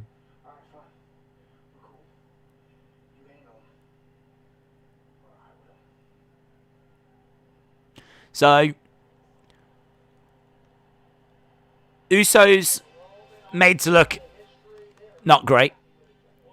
But at least we're getting some story here with Roman saying he's going to deal with them. Seth says, well, you'd better deal with them, otherwise I will.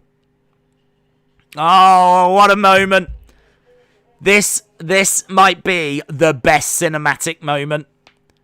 In a shopping centre, this is the gold standard. Booker T, Stone Cold.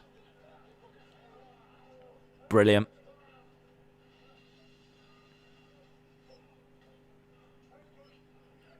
Fighting in a supermarket.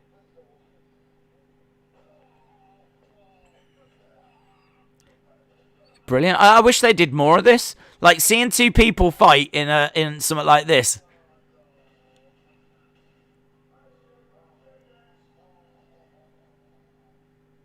That was good, man. That was really good. Hey, we got Teddy Long and Sonya Deville. Sonya in a blue suit tonight.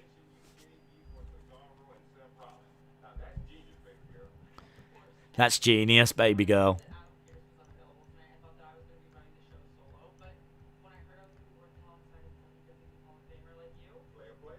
Player, player.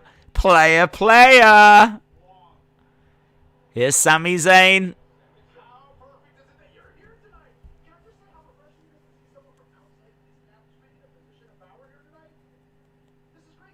So we've got Sonya, we've got Teddy Long, we've got Sami Zayn.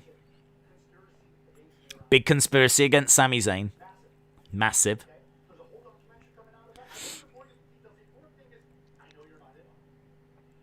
Sami says, I know you're not in on the conspiracy.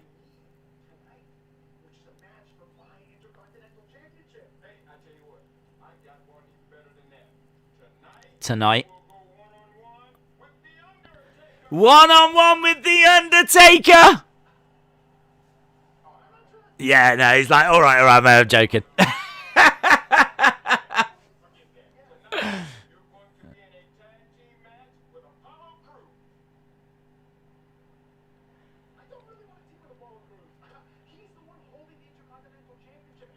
So Sami's like, I don't really want to team with Apollo.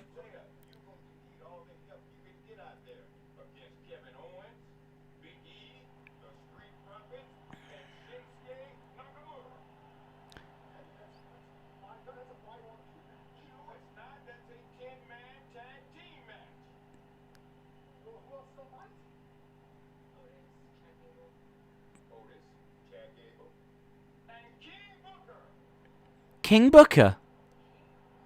King Corbin. Ah! Oh!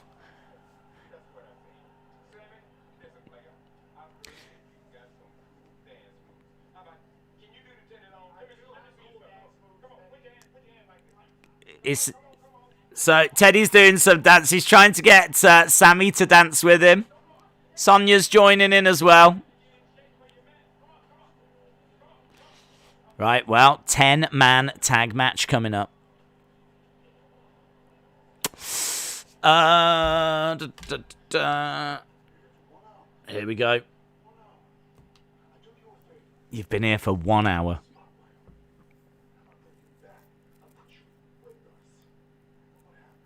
Look what happens. It's Jimmy Uso that's getting roasted here.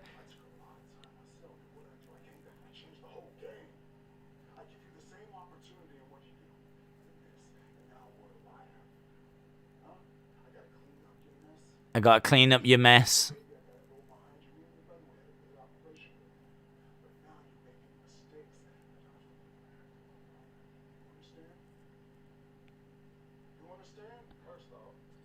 Hello? You won't talk to me the same. Okay, this is good.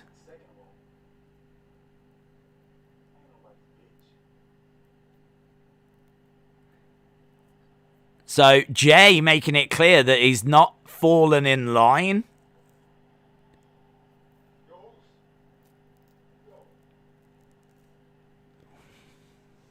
That's good.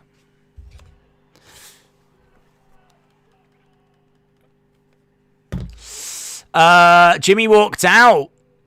Does Roman have a dance Does Roman have a dance partner for Backlash? He does. He's going to be taking on Cesaro. 10-man tag coming up, yes. Jimmy walked out. He did. It's good. 10-man tag match. That was so good. Jimmy is being defiant. This SmackDown is brilliant, says Cam Vlogs.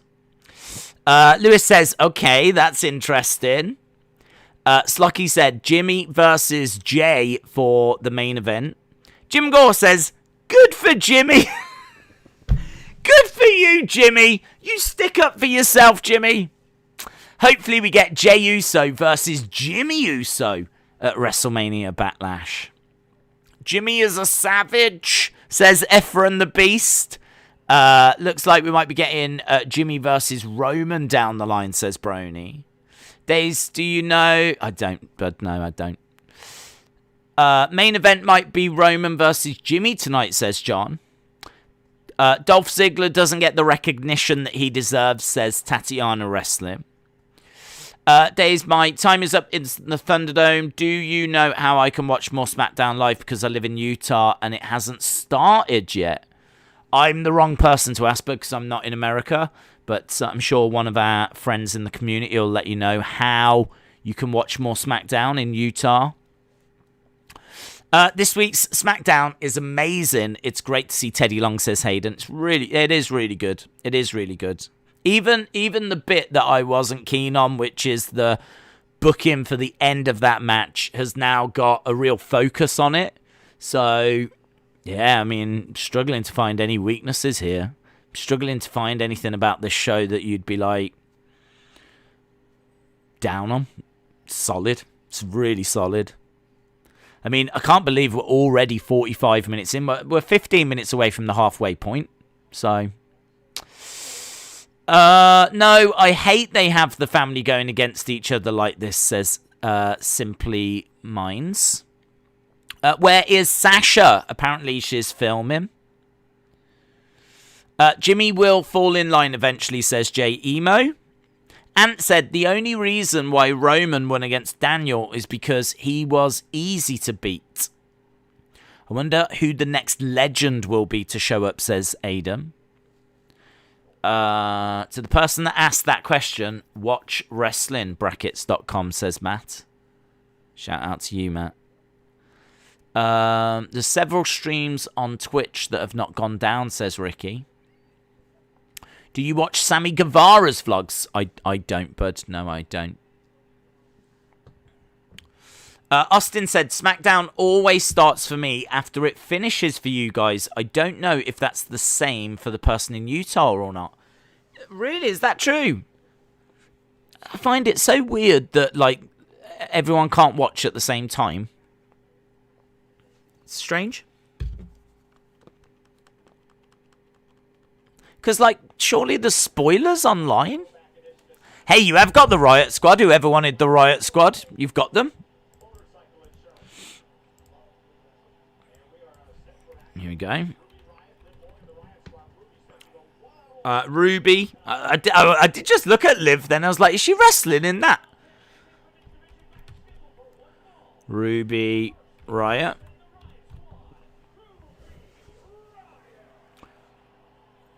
Okay, Ruby. Taking on Carmela.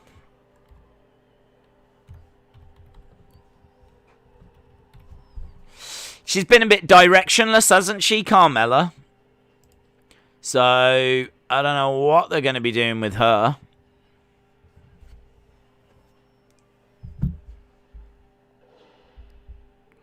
She's still getting her big entrance, though.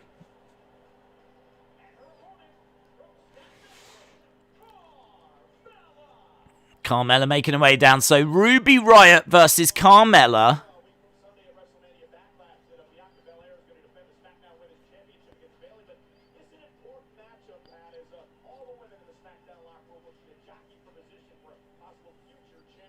So, Michael Cole said, this is an important match as all the women are jockeying for position.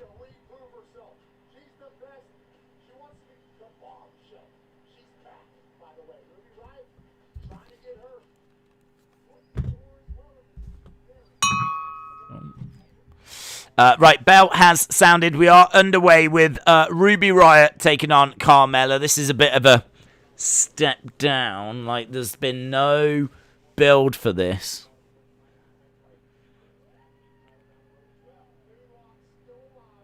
I don't understand why she does that moonwalk thing still. I kind of felt like she'd change gimmick. Do you know what I mean?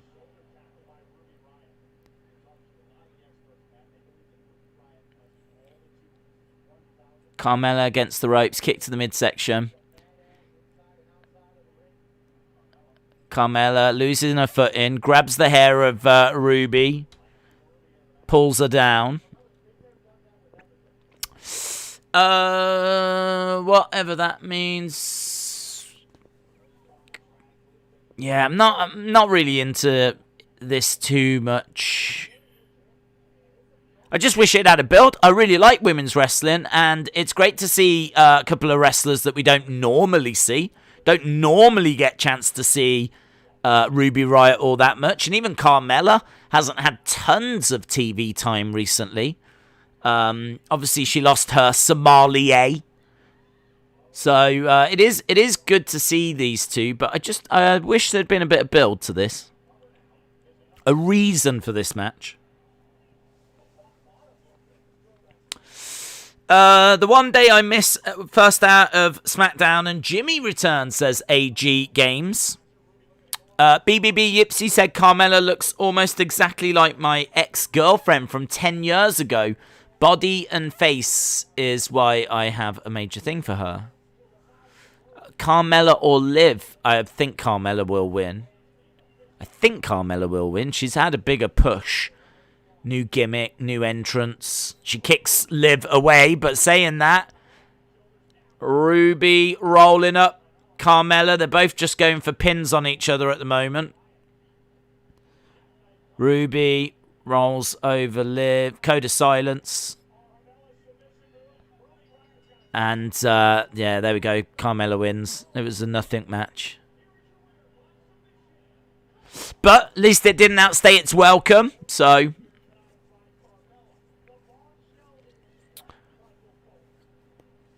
Carmela wins. Throwback Smackdown moment. We're just seeing Edge. Hogan. Is this when they team together? For the tag team titles.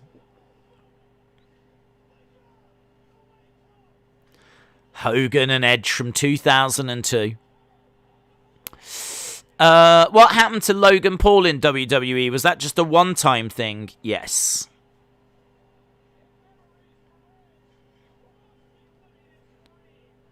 So, there we go. Hogan and Edge winning the tag titles. Now we're getting Bayley. Here we go. Here we go. Bayley making her way. So, Bayley will be taking on Bianca. She's doing her hair a little bit differently these days. Kind of frizzing it up. She says ding dong as pyro fireworks go off.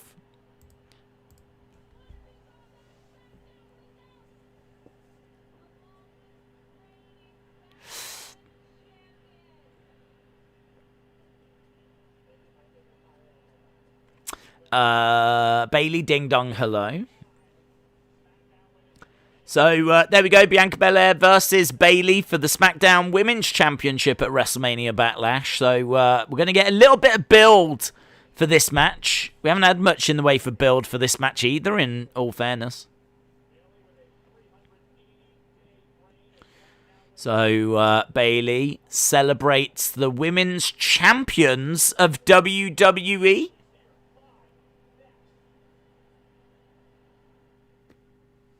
Okay. Little WWE shop advert. So this could be quite interesting. Bayley's going to celebrate the women's champions of WWE. Now, I don't know if that means past champions. I would hope so. Because if she's going to celebrate current champions, obviously she's just going to be laying into them, isn't she? But it could provide some fun stuff. We'll see. What happened to her hair? She started to, like, crinkle it up a little bit. So, yeah, I think it looks good. James Chadwick said, why doesn't Bayley just go over to Michael Cole and punch him in the face? That'd be great, wouldn't it? If she started just wailing on Michael Cole, that would be awesome. A lot of people wanted that, myself included, for WrestleMania. Thought that could have been really fun if she had done something with Michael Cole. Bayley's hair looks like she just woke up. She should brush it, says Brony.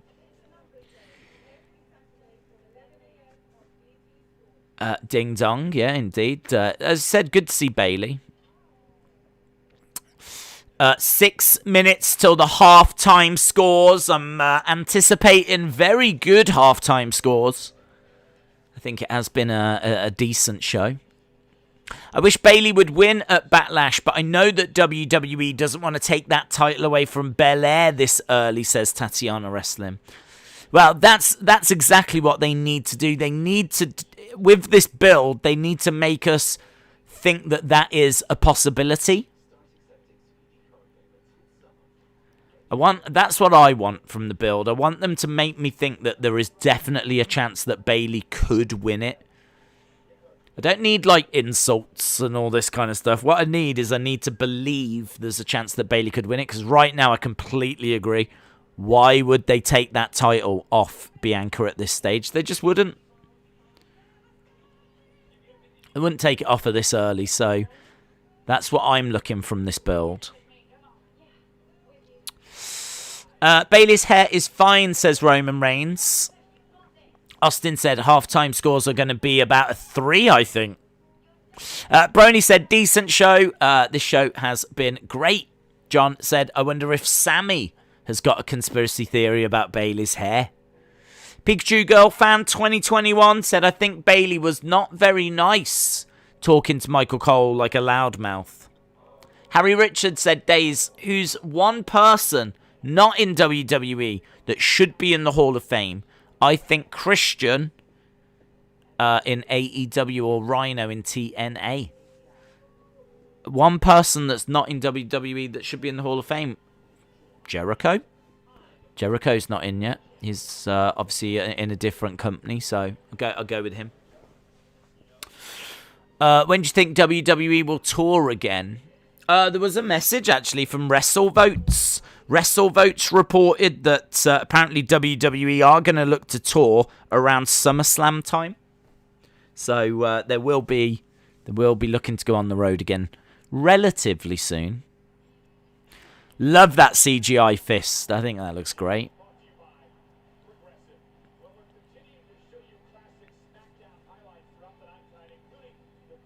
It's a clever way of doing it as well, isn't it? Much cheaper than having to go to the warehouse and get the fist actually transported. This is a great moment, isn't it? This is the first time that the ring does that.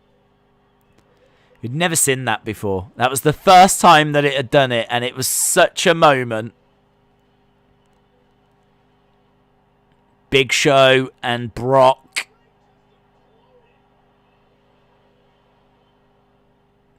That was cool. That was cool.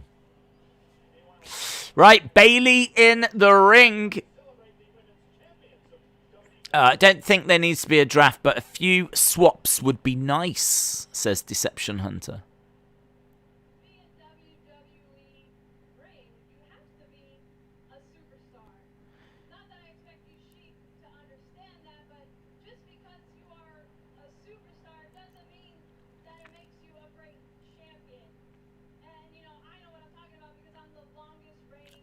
Bayley says, I'm the longest reigning SmackDown Women's Champion.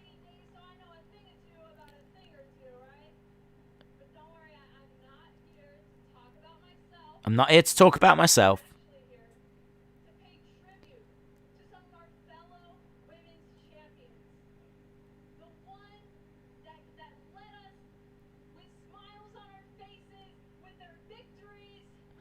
Okay.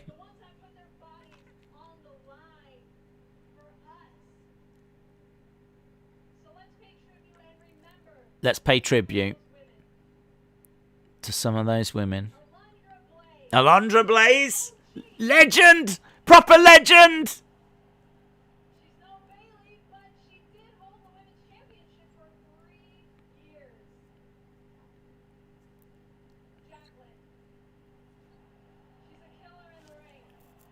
So this is nice how we're being shown these legends, and they're just like their pictures on the screen, but it's still cool.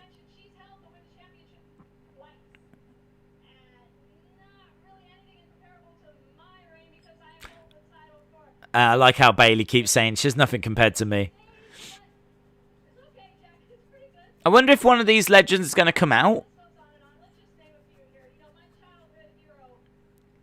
Lita, my childhood hero, Bayley says. Trish. Ivory.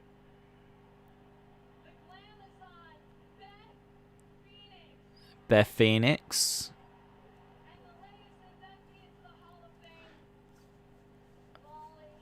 Molly Holly.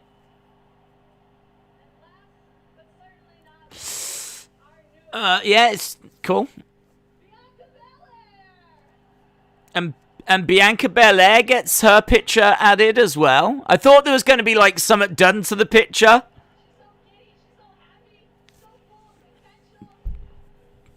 EST being chanted.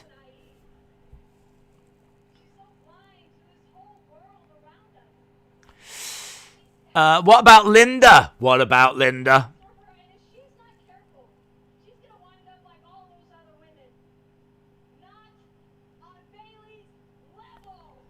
Not on Bayley's level.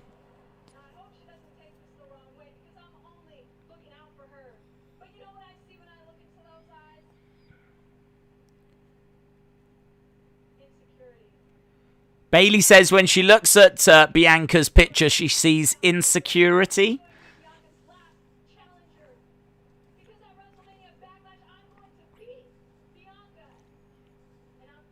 The segment's alright. It's pretty basic.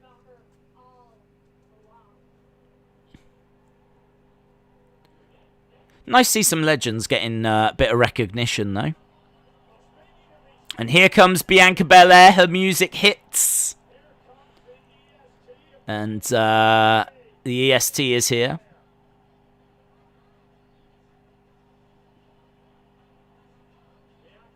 The roughest, the toughest, the quickest, the fastest, the greatest, the roughest, the toughest, the quickest, the fastest, the greatest. Making her way down. Big smile on her face. This is like summer Belair. This is like Bianca Belair in her summer attire. We needed China up there. Mickey James. Right, let's see what Bianca's got to say.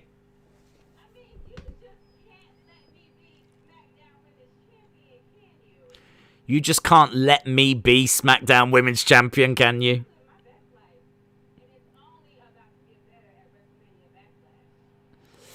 Bianca said she's living her best life, and it's only about to get better.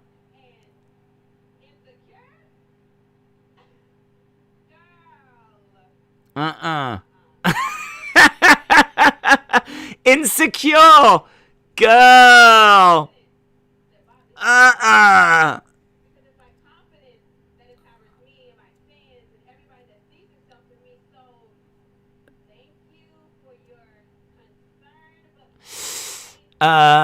Give me another legend.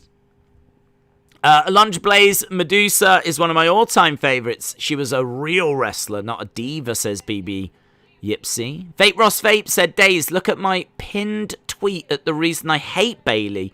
Not even a thank you. I should sue. 2 weeks after my tweet, she used it. Look at the proof. What, Bayley used one of your tweets and didn't give a thank you? That's a heel thing to do, innit? That's a heel thing to do.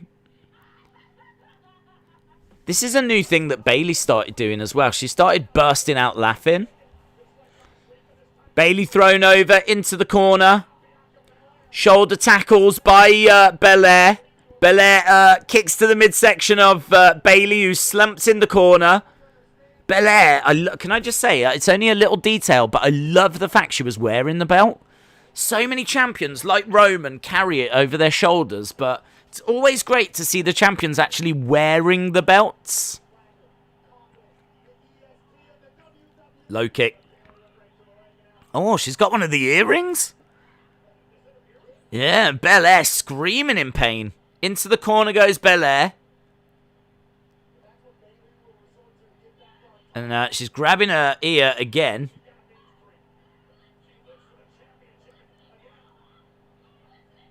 Are you listening now? Well, you know you've got her ear. Are you listening now? She's standing on her hair.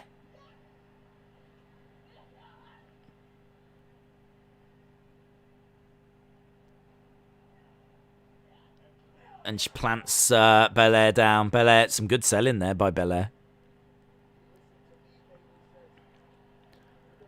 Belair down in the middle of the ring. Bayley walking away.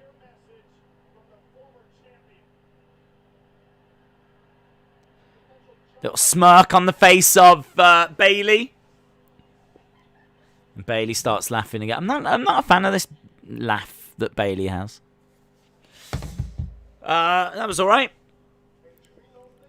Right, here's Jimmy and Jay.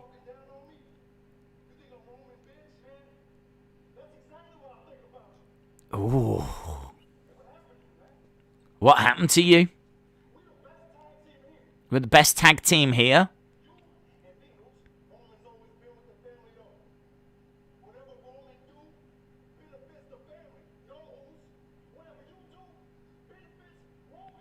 Whatever you do benefits Roman.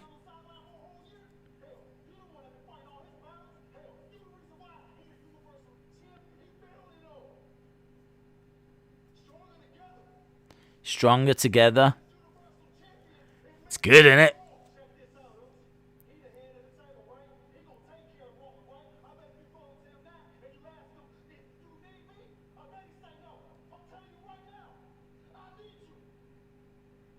If you went up to Roman and said, "Do you need me?" he'd tell you no, but I need you.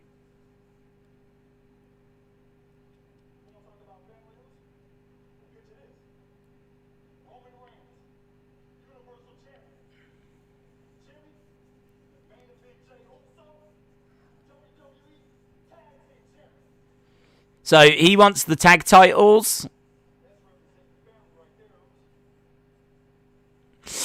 Fate Ross Fate said, I gave her a finisher. The proof is pinned. You gave her a finisher? What?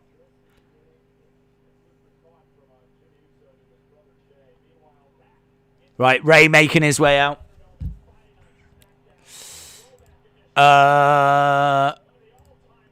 Okay. Ray Mysterio. Who's this? Dolph, wasn't it? Dolph. So we are going to be going to the halftime scores now.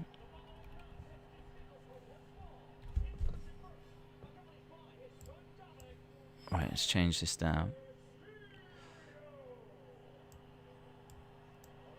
So Ray versus Dolph Ziggler. Coming up next.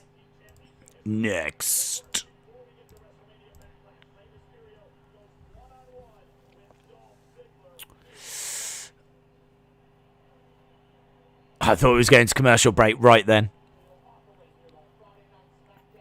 So, Ray in the ring with Dominic. Ah, here we go. Boom. Right, halftime scores. This Monday. Oh, yeah. He's taking on Drew, isn't he?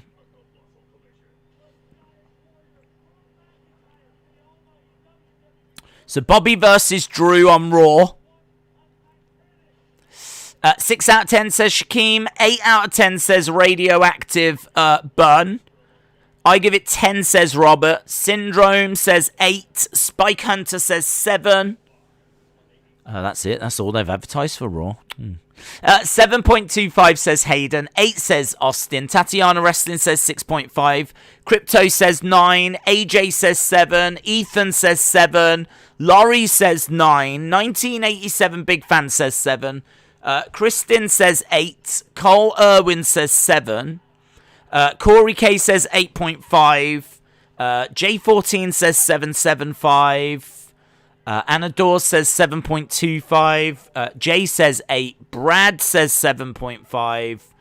Brony says 8.25. Daniel says 9. Robbie says 7. Zachary says 7.25. Robin says 7. Austin with an 8. Syndrome with an 8. Zarp with a 9. Linny says 7. Terry says 4. John says 7.5. Annoying Bailey chuckles out of 10. Andrew Plays says 8.5. 1987 Fans says 7. Broken Dreams says 7.5. Mark Clark says Raw looks terrible again. Brony says 8.25. Sonny says 8. J14 says 7.75. McLean says 7.5. James Chadwick says 7.5. Laurie says 9. Let's go down to the latest ones. Cheese Whiz says 5. Deception Hunter says Raw sucks and is still 3 hours long. SmackDown packs a much better show into 2 hours. Andrew Play says 8.5. Brian says 0 out of 10 because Ruby lost. Let Him In says 7.5. Barnes says 7.75. Oh My Vince says 4.9. Harley said, I just recapped. I genuinely think this is 8.75. The 10 bell was funny. Roman promo was funny. Jimmy, Teddy, Seth Cesaro, Bailey Bianca Brawl, Jimmy and Jay backstage was fire. But Spark says 1,528,463 out of 16,579. Didn't Blaze appear in AEW? I believe she did, yes. Dream Match said Santana and Ortiz versus Usos. What do you think? I think that'd be a fun match. 8 out of 10 because of Liv, says help me, I need Dr. B. Raw is going to put us to sleep. What do you want WWE to do with Seth? I don't mind him being a heel or a face. I think he can do either, but I just want him to have great matches each week. I liked his Monday Night Rollins the best. So, I don't know, something along those lines. Another throwback moment. Ruthless aggression. June 27th, 2002. Ruthless aggression. Sam says, I think Roman Reigns and Jey Uso will attack Jimmy Uso. Maybe Edge or Cesaro tonight on SmackDown. I'm going to give SmackDown 9 stars.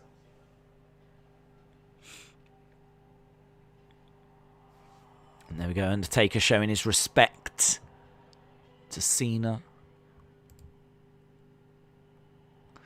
Right, we're going back to this Rey Mysterio Dolph Ziggler match. Haven't seen Dolph yet. Ruthless aggression. This is such good beep. This is a bit of a throwback Rey, though, isn't it? That's old mask.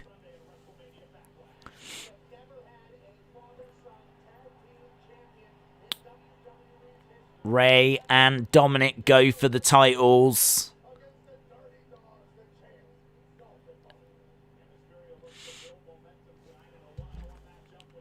Right. It's taken ages to get to Dolph Ziggler coming out, hasn't it? Because of that commercial break and all the little clips we've seen. I feel like Rey's been in the ring for ages. Here's Robert Roode and Dolph Ziggler, the Dirty Dogs. Days during the Raw live stream, do you remember I said that Rihanna stole Michael Jackson's music effect? It has answers, don't stop the music, and you want to be starting something. Yeah, well, I was very pleased that that got exposed. And honestly, it needs to keep being shouted about.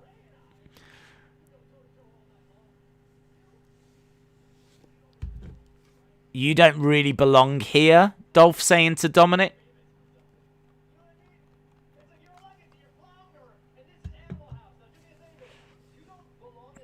You don't belong in this ring.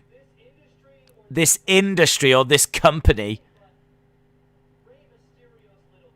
You're Rey Mysterio's little kid. Get the hell out of my ring. Fair play. That's a great mask that Rey has got on, hasn't it? With yellow eyes.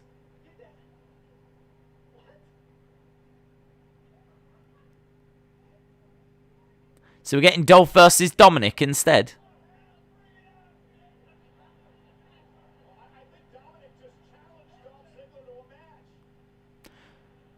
Oh, I'm much less excited for this. Guys, tune in. Throwback Smackdown. Rey Mysterio, Dolph Ziggler. Two legends going at it. Yeah, lol, we're not getting that. We are getting Dolph, but it's Dominic Mysterio instead. Boo! I mean, I don't disagree with Dolph Ziggler. Dolph Ziggler saying you don't belong here repeatedly to Dominic Mysterio. I'd imagine a lot of fans at home are going, he's got a point. He's got a point. Kid Mysterio. Kid Mysterio, Baby Mysterio. Dolph picking up Dominic, slamming him down.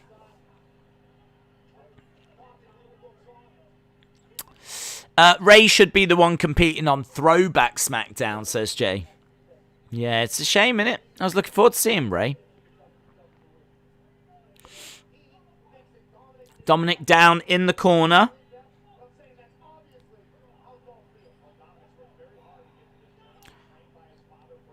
Dominic needs to hit the gym. Yes. Neckbreaker by Dolph. It would have been funny if Dolph told Dom he's just Eddie's kid. I miss Tuck Mysterio, says XFL. So does Murphy. Murphy misses Tuck Mysterio more. Alright, big strike by Dolph. You can't hang with me, says Dolph.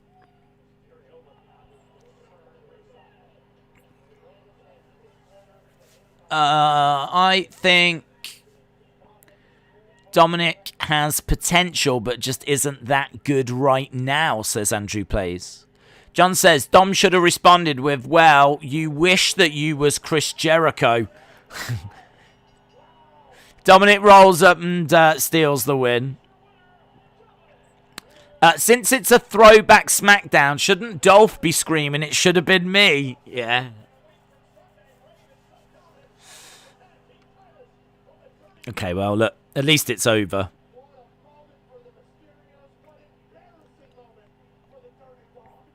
I think the Mysterio's got a very good chance of winning.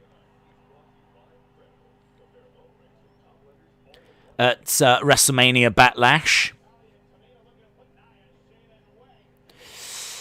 Who is bigger, Roman or Scarlett's nails? You'll have to ask Austin Theory. He was stunned by Scarlett's nails. He just showed all the haters that he belongs. Oh, yeah, he's definitely shown us. With that little scripted victory. Dominic winning is a joke, to be honest, says Brony. I kind of expected him to win as soon as he issued the challenge. I think it's an interesting way to address the fact, though, that fans question whether he belongs. Ooh, look at Kayla.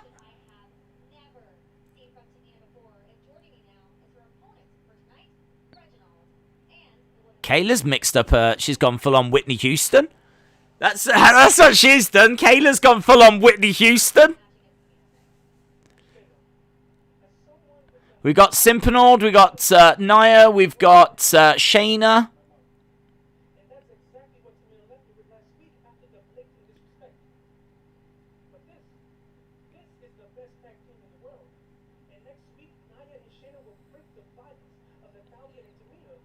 So it's Simpinord that's doing the talking.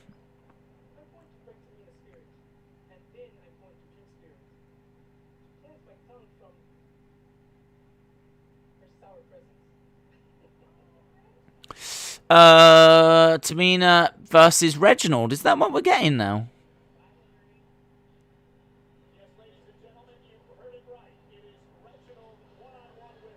Michael Cole just said yes, ladies and gentlemen. You heard it right. It is going to be Simpinord versus Tamina. I feel like this show has just really took a weird turn.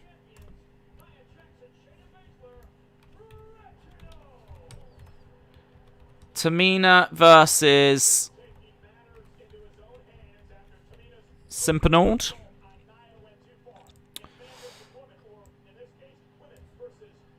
It past 20 minutes, maybe.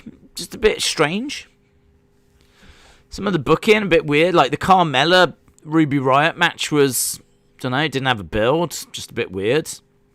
Dominic versus Dolph. Not what was advertised. And not as exciting as Ray.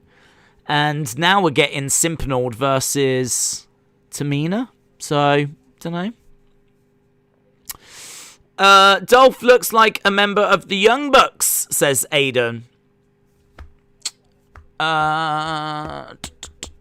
are back, yeah, just a little bit of lag there for a second. It does, for some reason, the internet does drop out sometimes. I love Tamina, says Ant. Trump to return tonight, says Andrew Plays. Naya absolutely sucks, says Isman. Andrus says, do you think if Ray and Dom win the tag titles, will they be transitional champs? I could see that. I could see the Usos winning it. And you do make a good point. It makes more sense for them to obviously get them from baby faces than it does from heels. So I think there's a very strong argument there. Another argument, I should say, for Dominic and Ray to win.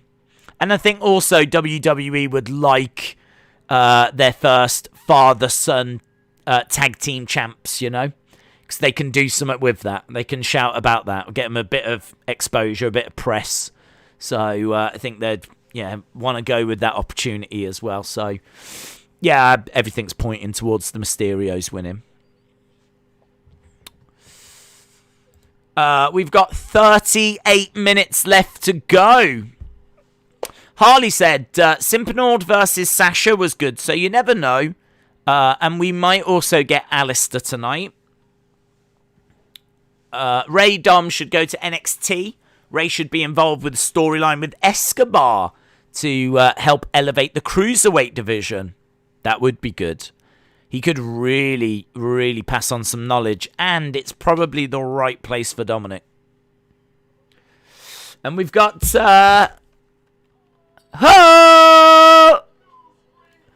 ice cream bars! Yes!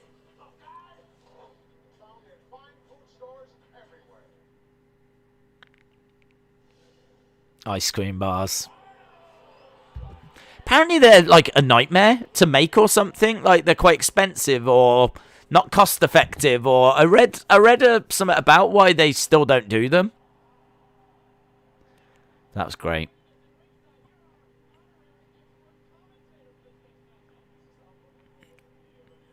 Arnie on SmackDown in '99. Look at this attitude here. You know, Arnie getting physical and crowd going ballistic and... really good, man. Right, there's Roman.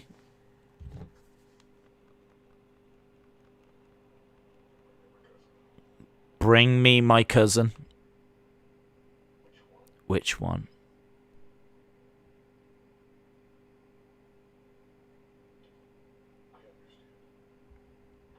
Paul says, I understand. Right, here we go. Here we go.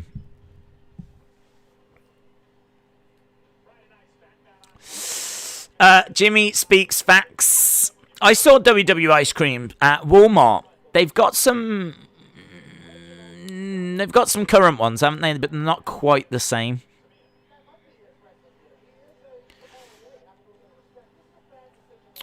Everything with Roman and the Usos has been fantastic tonight, says Austin. Andrew Plays. Shout out to you. Whether you respect Tamina or not, she deserves a title, says Ant Washington. She deserves to go to NXT and learn how to do a splash. I know that much.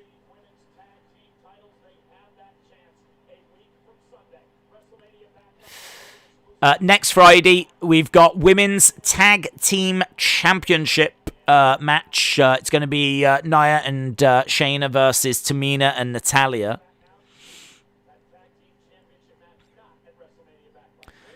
And Simpinold still got his blazer on. He's trying to take it off.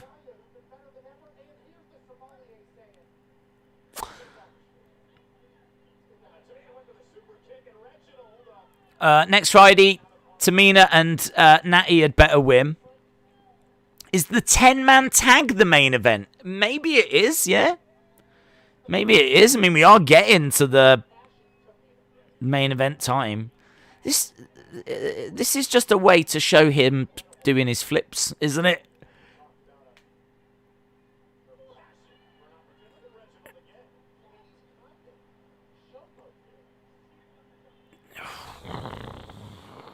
Am I tripping, or was that Austin Theory's theme play? I can't remember his theme, to be honest. Reginald in the corner. Tamina is a living legend, says Slim Jim. I had to miss all of WrestleMania and SummerSlam and Backlash and all the other pay-per-views. Who do you think you are? Reginald gets thrown into the corner.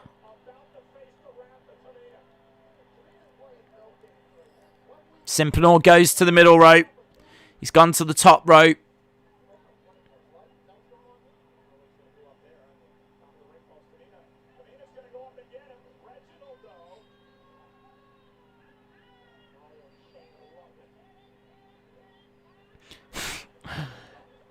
Simpenor dancing.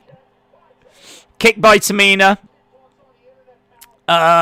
So the most important people in this division are Charlotte, Naya, and Reginald. This show is boring. Wow, it has gone off a cliff. I will admit that.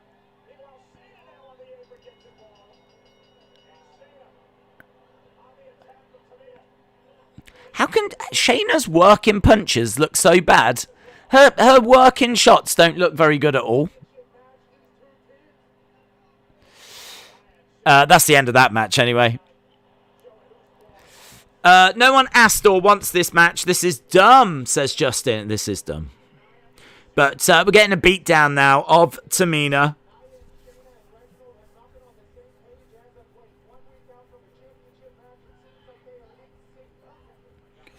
Naya's got Tamina's hair and Shayna stomping on the arm.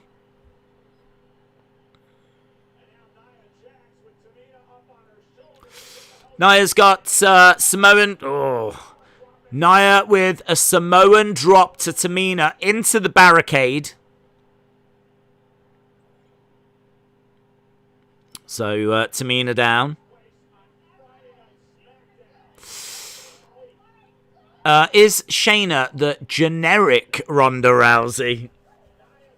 Well, she is from the MMA, yes.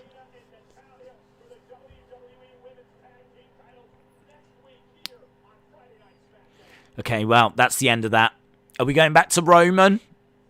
No, we've got... what a team that is! King Corbin, Sami Zayn, Apollo, Chad Gable, Otis, Commander Aziz. What an absolute rabble.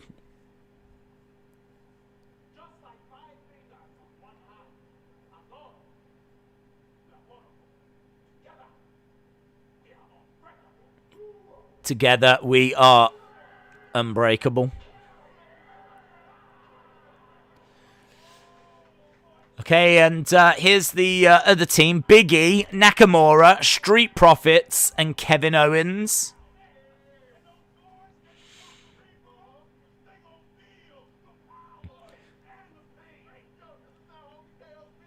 They're going to feel the power and the pain. SmackDown is slowly turning into Raw, says WrestleKid.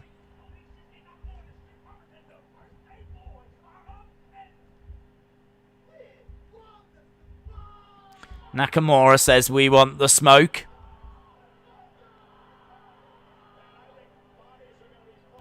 Up next, the 10-man tag match. Right, 10-man tag match coming up next. We've got half an hour left of the show. 10-man tag match. Corbin is main eventing. What a legend. I'm the only one that thinks SmackDown needs a general manager. Bring back Paige or Becky. I'd love Paige as general manager. I thought she did a great job So I'd be down for that. That face team is so talented, says BNS55. At least the few things that you hate about the show only take a few minutes. Yeah, I mean, the only thing I would say is it's been about half an hour, though, of just weirdness. I think the first hour, by and large, first 50 minutes was really good. And then the next 40 minutes has been just weird. Like, it's just been weird match after weird match. And, don't know, yeah, I feel like it really lost its way. But I think overall it's been a very entertaining show still. And I've really enjoyed all the throwback stuff. So that's good. So I'm certainly not down on the show. But I'm equally not losing my mind over it. Do you have to pay when you use Peacock? I think there's a free version, but that's got adverts. But then I think there's a paid version where you don't have adverts. The first hour was awesome. The last 30 minutes have been fine, says Austin. BBB Yipsy said, I'll be cheering Sami Zayn's team because I cannot stand the Street Profits. SmackDown is way too fast, says Oh My Vince. Rotem says, to be honest, the only interesting thing in the main roster is Roman and everything he and Heyman do. It's weird and a lot of cubs. William, shout out to you. Robbie said, the show has been a roller coaster. It started brilliant. The ending, not so great. Is this the main event? Well, I think there's a chance this is the last match that we'll get. But I think the show will probably close with maybe Roman and Jimmy and something in there. I don't know. Because we've still not seen the... Unless we're going to go back and get the Roman and Jimmy thing first. It's a weird main event, isn't it? If the 10-man is what closes the show, it is a bit strange.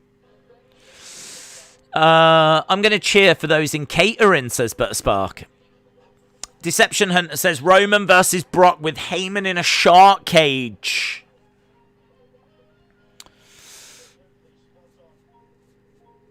Right, we're about to go back to the show. 26 minutes to go.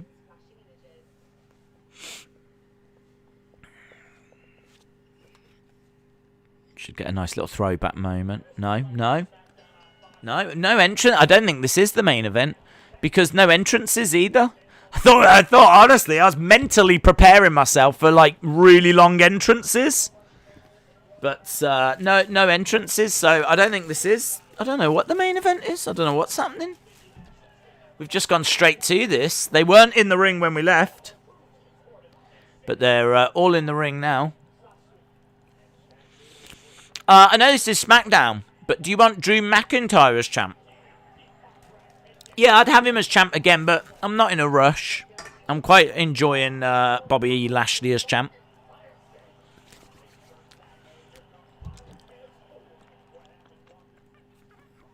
Austin says, don't screw Corbin out of the main event.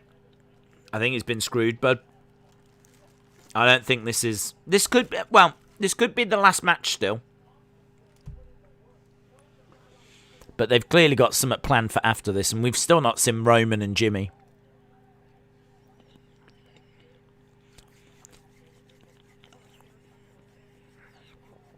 If the show goes fast, it's better.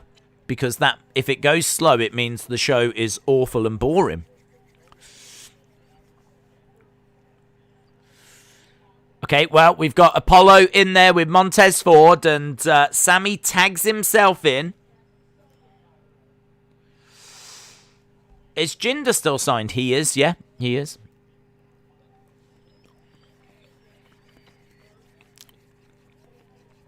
Main event will probably be Uso versus Uso.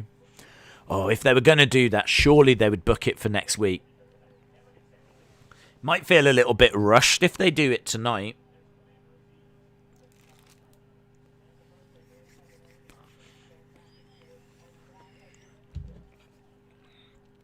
Right, we've got Montez in there with Sami. We must be a little bit tight for time because when we came back from the commercial break, there was no retro moment clip or any little Ico Pro thing or whatever.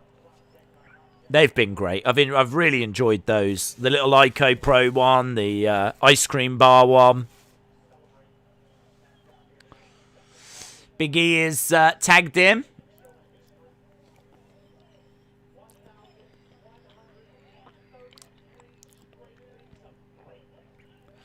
Okay, King Corbin in the ring.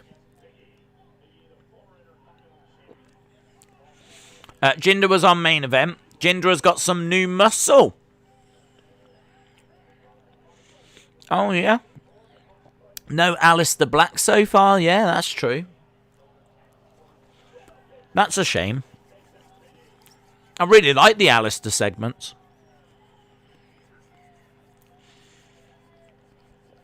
Corbin against the ropes. Big E with a back elbow. Drizzleland said, I'm so bored I'm eating old Easter candy. Yeah, I mean, this match just doesn't mean anything, does it? It is a bit of a shame. Sami is getting some big shots in on Big E. Kevin Owens goes to the outside. He started to unload on... I've only just noticed the announce table. The announce table is an old announce table. It hasn't got, like... It's just a table with a black cloth and the screens and the monitors. There's no covering on the announce table, so that's a nice detail. I never saw that before. It hasn't got the top. Another commercial break. WWE with all these commercial breaks, you are spoiling us. But, yeah, like the commentary table looked cool. I think SmackDown writers have gone to lunch and Raw writers are filling in, says Deception Hunter. Rey Mysterio will always be the 619. Do you think Rey will ever win the championship again? I don't think so. I don't think he'll win the big one, though. I think there's a good chance he gets the tag titles. Hayden says, old school announce table. Guess who just ordered 200 clear ringside collectible clear stands and has a King Dong Brody? Is it you, Eric? I'm gonna guess you. 200 clear figure protector things. Who's in this 10-man tag match? Big E, Street Profits, Shinsuke, Kevin Owens versus King Corbin, Sami Zayn, Chad Gable, Otis, and one other person.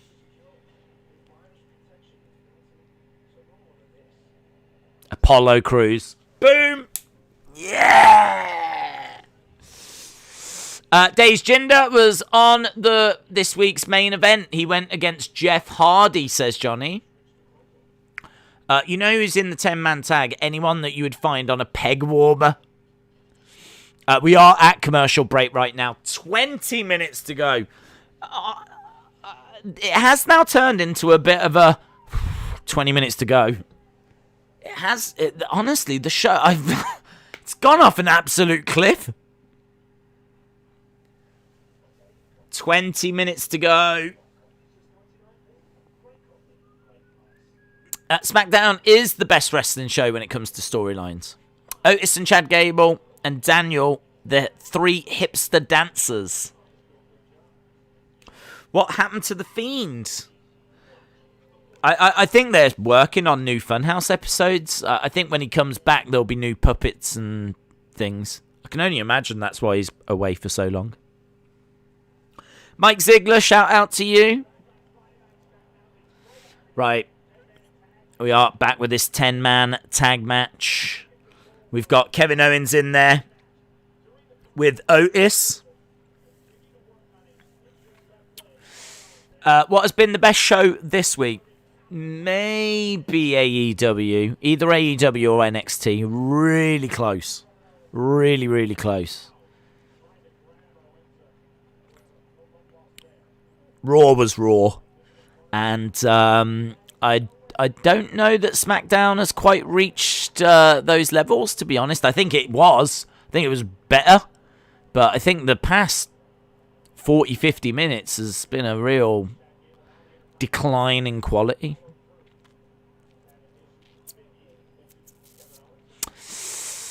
I'm about to give up on WWE because of poor booking of the Riot Squad. Kick to the midsection by Apollo. Apollo goes against the ropes. Inverted atomic drop. Step up enziguri. Apollo goes down. Raw was great, says to Boy123. Philip says AEW was better by a mile. James Chadwick says Impact was great too. Tatiana said, when will you start watching NXT UK frequently? Probably not. I mean, it would need to have some serious, like, star power brought into it. Because I'm sure it's a great show. But it doesn't feel quite like an essential show. Like, obviously you need to watch Raw, you need to watch SmackDown. NXT is obviously on network TV in America, and it's the stars of tomorrow, really. You watch that to see who's going to go to Raw and SmackDown. And obviously AEW are the new kids on the block. So NXT UK just doesn't have that kind of essential feel. You could argue, I suppose, there's people in NXT UK that may one day be in Raw or SmackDown, but chances are they'll end up going to NXT first. I can't imagine anyone going straight from NXT UK to Raw or SmackDown. But if that was to happen, that would definitely make it feel a bit more essential.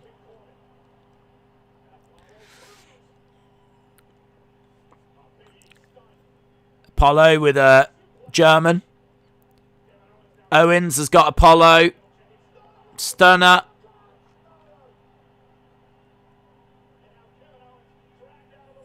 Otis gets super kicked. And again. Chad Gable with a German on the outside of the ring. It's just turned into like a big melee with people everywhere.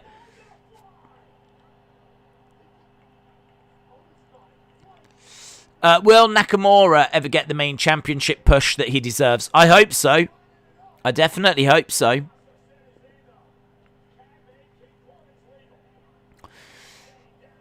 It's like a Kinshasa by Nakamura, but King Corbin's in. He's looking for End of Days. Gets it. 2, 3. Corbin pins Nakamura. Mike Ziegler said, finally got my card back. It's good to be back, Days.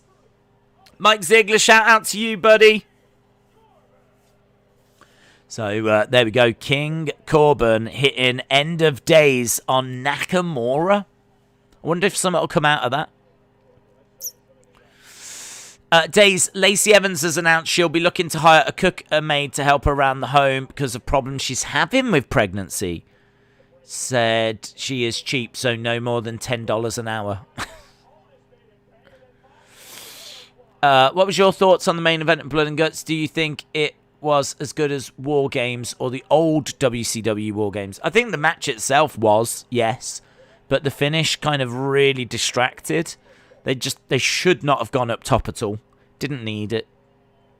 Saw a lot of people saying, like, oh, you want him to go onto concrete. It's like, no, just don't do it at all. Or a better camera angle. But that was the conversation. It really took away from the match.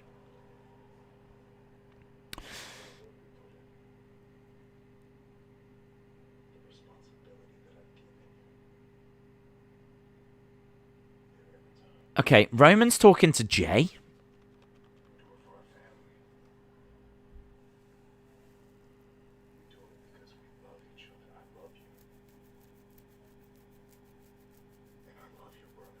I love your brother.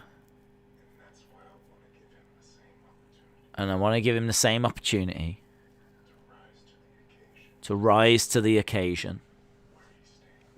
Okay, so we've got 14 minutes. We're going to find out. Let's go. So I think Roman's heading to the ring.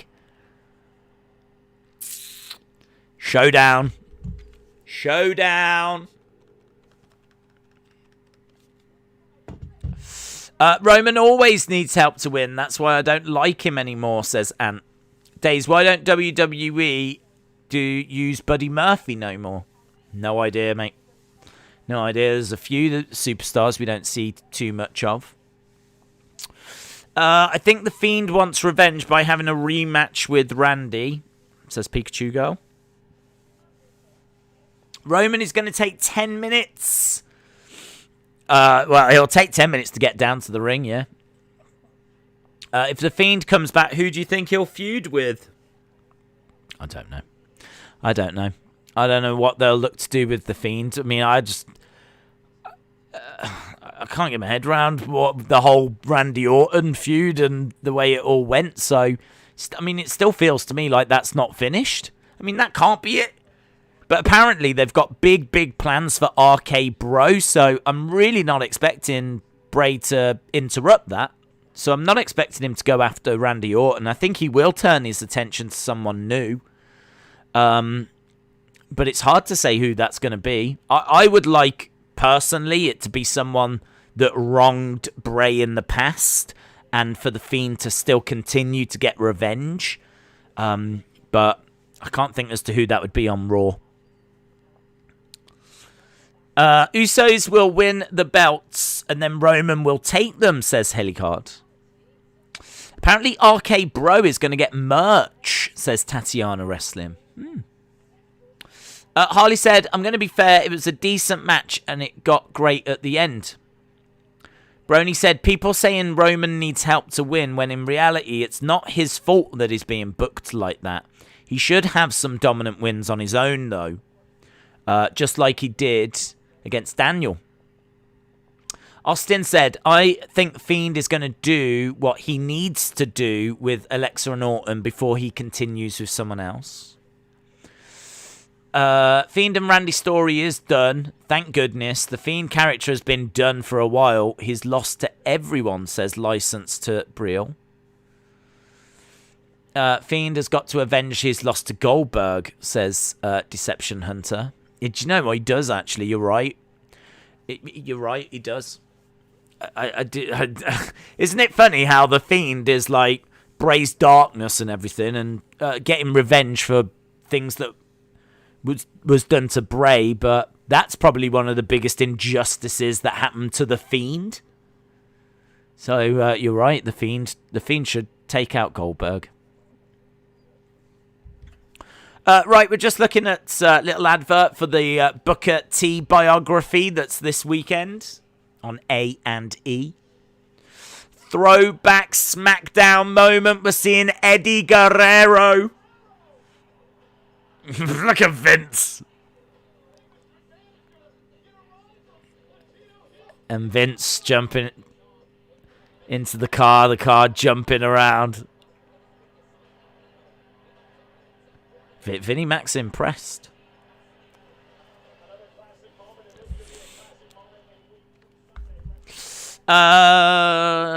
Is it true The Fiend died when he lost to Goldberg? Jinder has a new faction on main event with one of the Indus Shia guys.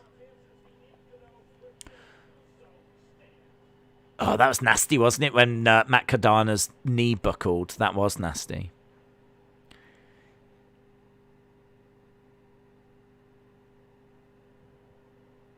All right, Heyman giving the microphone to Roman. Here we go. Let's see how this show ends. 9 minutes. This is not how I envisioned tonight.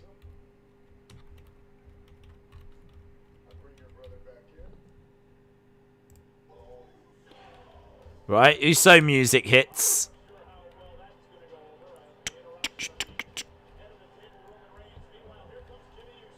I think he just changed the font on me. I don't know.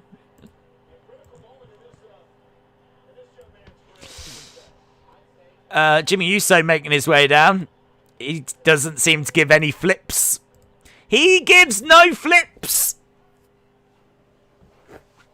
Jimmy jumping into the ring.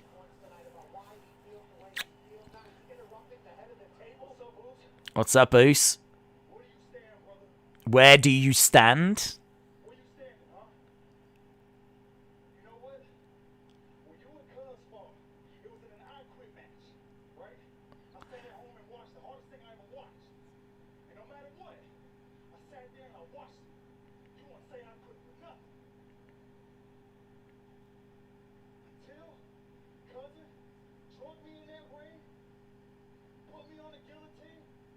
He said he was watching at home? Jimmy just said he was watching at home?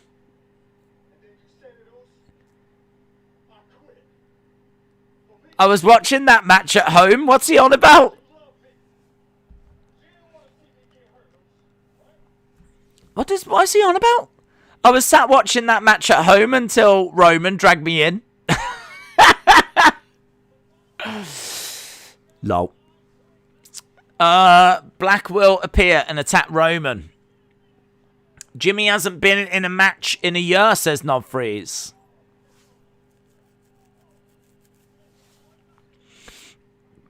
So we're just seeing a replay from that Hell in a Cell. I think Jimmy got a bit confused.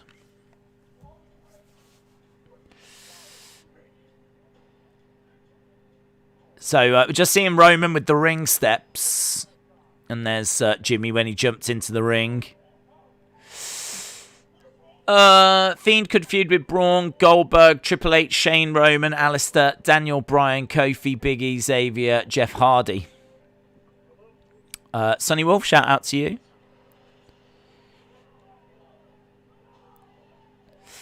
Is Jimmy a better promo than Jay on the mic? I think they're quite similar. To be honest, I think they're quite similar.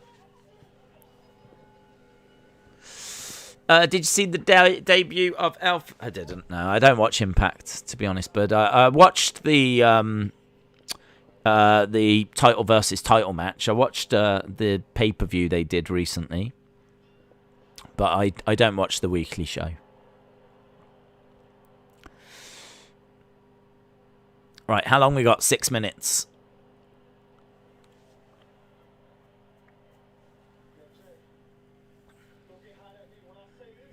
Don't get hot at me when I say this.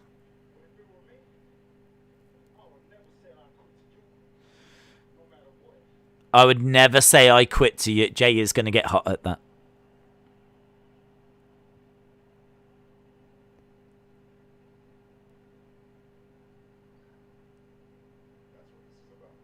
That's what this is about. You're still stuck on the past.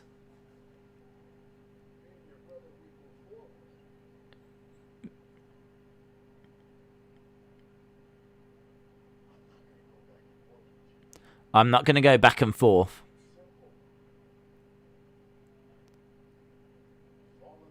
Fall in line. Stand with us. And acknowledge me. It's good. This is good. This is gripping stuff, man.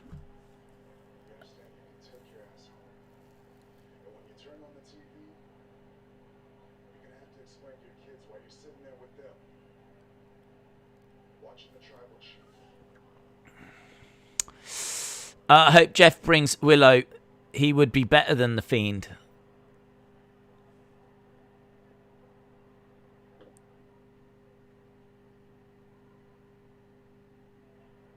Jimmy backing away.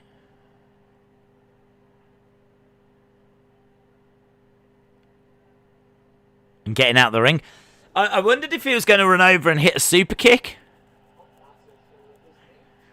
Jimmy's walking away here, or at least he started to. He's stopped on the entrance ramp. He's having a little think. Roman telling Jay to go out. No, Jimmy's going. Or he was about to go. Just... Oh, Cesaro! Cesaro from behind!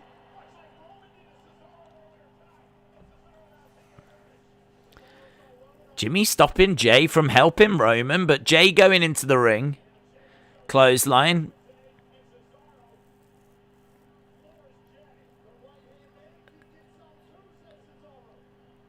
And Jimmy does run into the ring to stop Cesaro.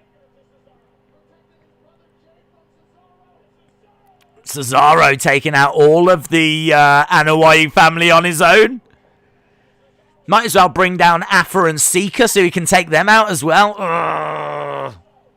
Not a great neutralizer. But grabs Roman and he's going to go, if at first you don't succeed, try again. Cesaro looking quite ripped. So both the Usos laid out. Roman laid out. It's quite the push, isn't it? Look at that. Roman Reigns down. Both the Usos down. And the show ends with big smile on Cesaro's face. Boom. There we go. Get in your scores. What did you think of the show? Botches, but Cesaro is cool beans, says William. Horrible neutralizers, says Helicard. Trash ending, says only here for the comments. Cesaro whooped the whole family. Hayden says 7.5. Benji says 8.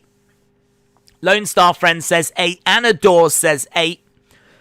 Spike says 7. Brad G says 7.5. Brendan says 9.21. Shaquem says 7.25. Jimmy says 5.5. Salary says 8. Mark Clark says 6. Robin says 7. James says 6.5. Sonny says 8. Taboy says 8. Yeah, no Alistair Black, yeah.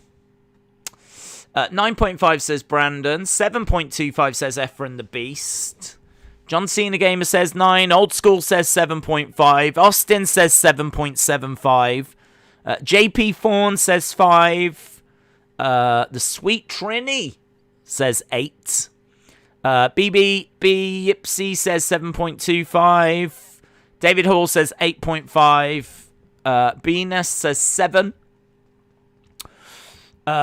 We've got quite a few 7s. Dom from Jamaica says 6. Will says 8. Great show. 7.5 says Hype Man. Caesar says 9.5. Jaden says I'm going to give it a 7, and that's generous. 8 is great. The ending was weak, says Brony. I wasn't even watching. I was just watching your stream, says Those Kids Act Dumb. Shout out to you, bud. Hope you're well. 10 billion, says Rated R Wrestling. Have we got a UFC show tomorrow? Yes. William says 6 out of 10. I need to be tucked into bed. It is story time. When are you coming up? We are going to Savers in the evening. Yeah, true. It's a big day tomorrow, William. 775 says Old School. 7 says Mark. 5.99 says Tones. Cool. Beard Coach says 8. Robin 813 says 6.75. Mikhail says 8. Anix says 6.5. XD Frenchie 408.85. All these scores pouring in. I can't quite remember what I gave the shows in the middle of the week. I think it was like around 7.5 for both. I don't think this was as good as NXT AEW. I love the throwback stuff. I'll give them props for that. But a lot of that, like the majority of that second hour just wasn't doing it for me. So, I mean, honestly, if half the show is a bit, then I'm scoring it on a decent first 50 minutes and the throwback stuff. That's what I'm scoring it on. So, if you was to take the throwback stuff away, I don't think this was that great of an episode. If you took all the throwback stuff out and it was just a normal episode, I think this was very blur, to be honest. I don't think there was much here at all. So, Jimmy coming back, though, I will give him that. As I said, the start was definitely good. First 50-odd minutes was decent. And, Jimmy coming back. But, once we got past that open, and probably the first 15 minutes was probably the best part of the show. So, I'm not down on the show. I still think it was a decent show. But I'm going to maybe be a little more reserved than some people. Probably going to go with a 7. I'll go with a 7. I was torn between a 7 or a 7.25. Could have gone 7.25, but I'll go with a 7. I just think that whole second hour was just forgettable. Just didn't need it. And I think that this is built on the throwback stuff. Great open. And, the first 50 minutes in total, and the rest of it, just didn't need. At the halfway, I was 8.75. Tamina, Reginald, then we had a good tag, good promo, 7.75. I think that's fair, yeah? Your expectations for SmackDown are high. It's like you expect SmackDown to be 10 out of 10 or something. I don't expect it to be 10 out of 10. I just know how bad Raw is. So Raw is poor, and SmackDown has always been around that kind of 7 and 8 mark. So the problem is when you tune into Raw, you honestly might be getting a show that's as bad as a 3 or a 4. Like, that's how we have been down at those levels quite regular. So with Raw, you know it's going to be 3 hours. You know the show is not going to be great. So I look forward to SmackDown because it's a guaranteed 7 to 8, really. It's just always around that mark. So I'm excited enough for that. Like, this show was fine. Can they do better? Absolutely. Absolutely they can do better. But it's still fine. It's still a fine show. I'm still, entertained, and I love the throwback stuff and everything. So, yeah, way better than Raw. Way, way better than Raw. But you certainly didn't need me to tell you that. SmackDown was a 7, says Austin. Brony says, I don't know, 7 feels a little low. I give it a 7.75, says Brony.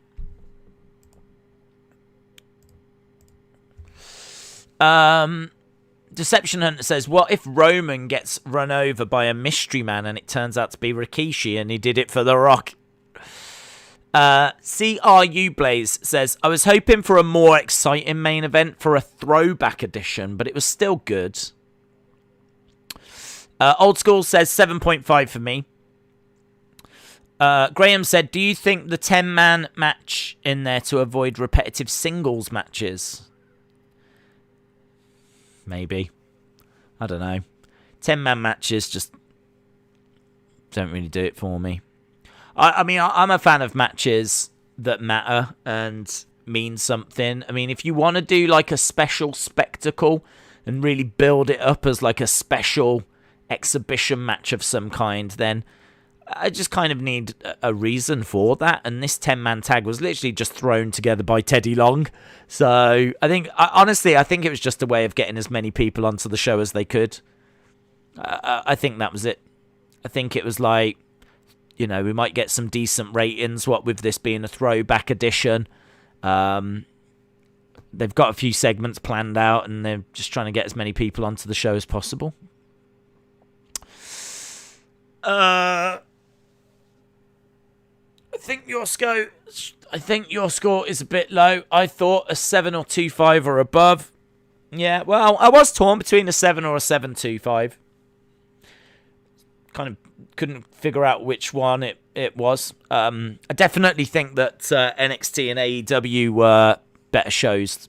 And as I said, I think they were around a 7.5. So I wouldn't really go below a 7, and I wouldn't go above a 7.5. So it was either going to be a 7 or a 7.25.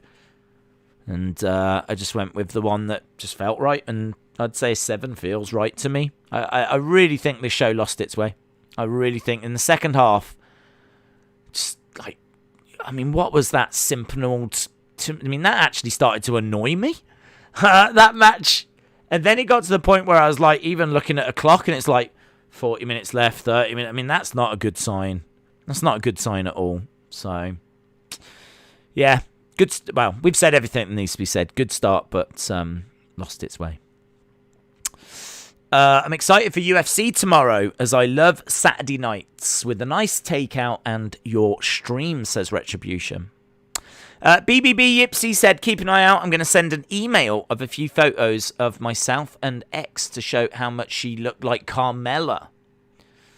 The show gets a 10 for the Undertaker reference, says Anthony. Definitely didn't need Reginald Tamina match or Dominic versus Ziggler. Nope. Personally, I didn't need the 10-man. And, I didn't need those matches either. I don't know, it was just, I don't know. I think we've said everything that needs to be said. But as I said, I mean, I still really enjoyed the throwback elements. They were great. Great to see, like, some of those classic moments again. I love the Ico Pro thing. Thought that was really good. The ice cream bar thing. Hearing Lord Alfred Hayes' voice as well. You know, just Gorilla Monsoon's voice. Just little things like that were, you know, really nice touches. Like, when they do these throwback episodes, they do get... And the CGI fist as well was cool. So, it's definitely worth a watch. Definitely felt entertained. And as I said, 7 out of 10. It's a decent score. Decent score. I mean, honestly, we're down in the 3s and the 4s for Raw. So, worth a watch. And I think that's it. I think we are done. Thank you for joining us. I hope you enjoyed SmackDown as well and enjoyed the throwback stuff. Obviously, we've got UFC tomorrow, and we will be doing Canelo versus Saunders as well, the boxing. So we have got that coming up also. On Monday, Raw. We'll get through it. And then, of course, NXT, AEW, blah, blah, blah, blah, blah, blah, blah, blah, blah.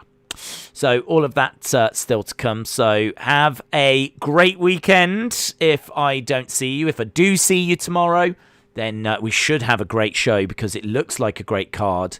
And very excited for that fight night. So I need to run off and start doing some research for it. So appreciate the support as always. And hopefully I'll see you again next time. Bye for now.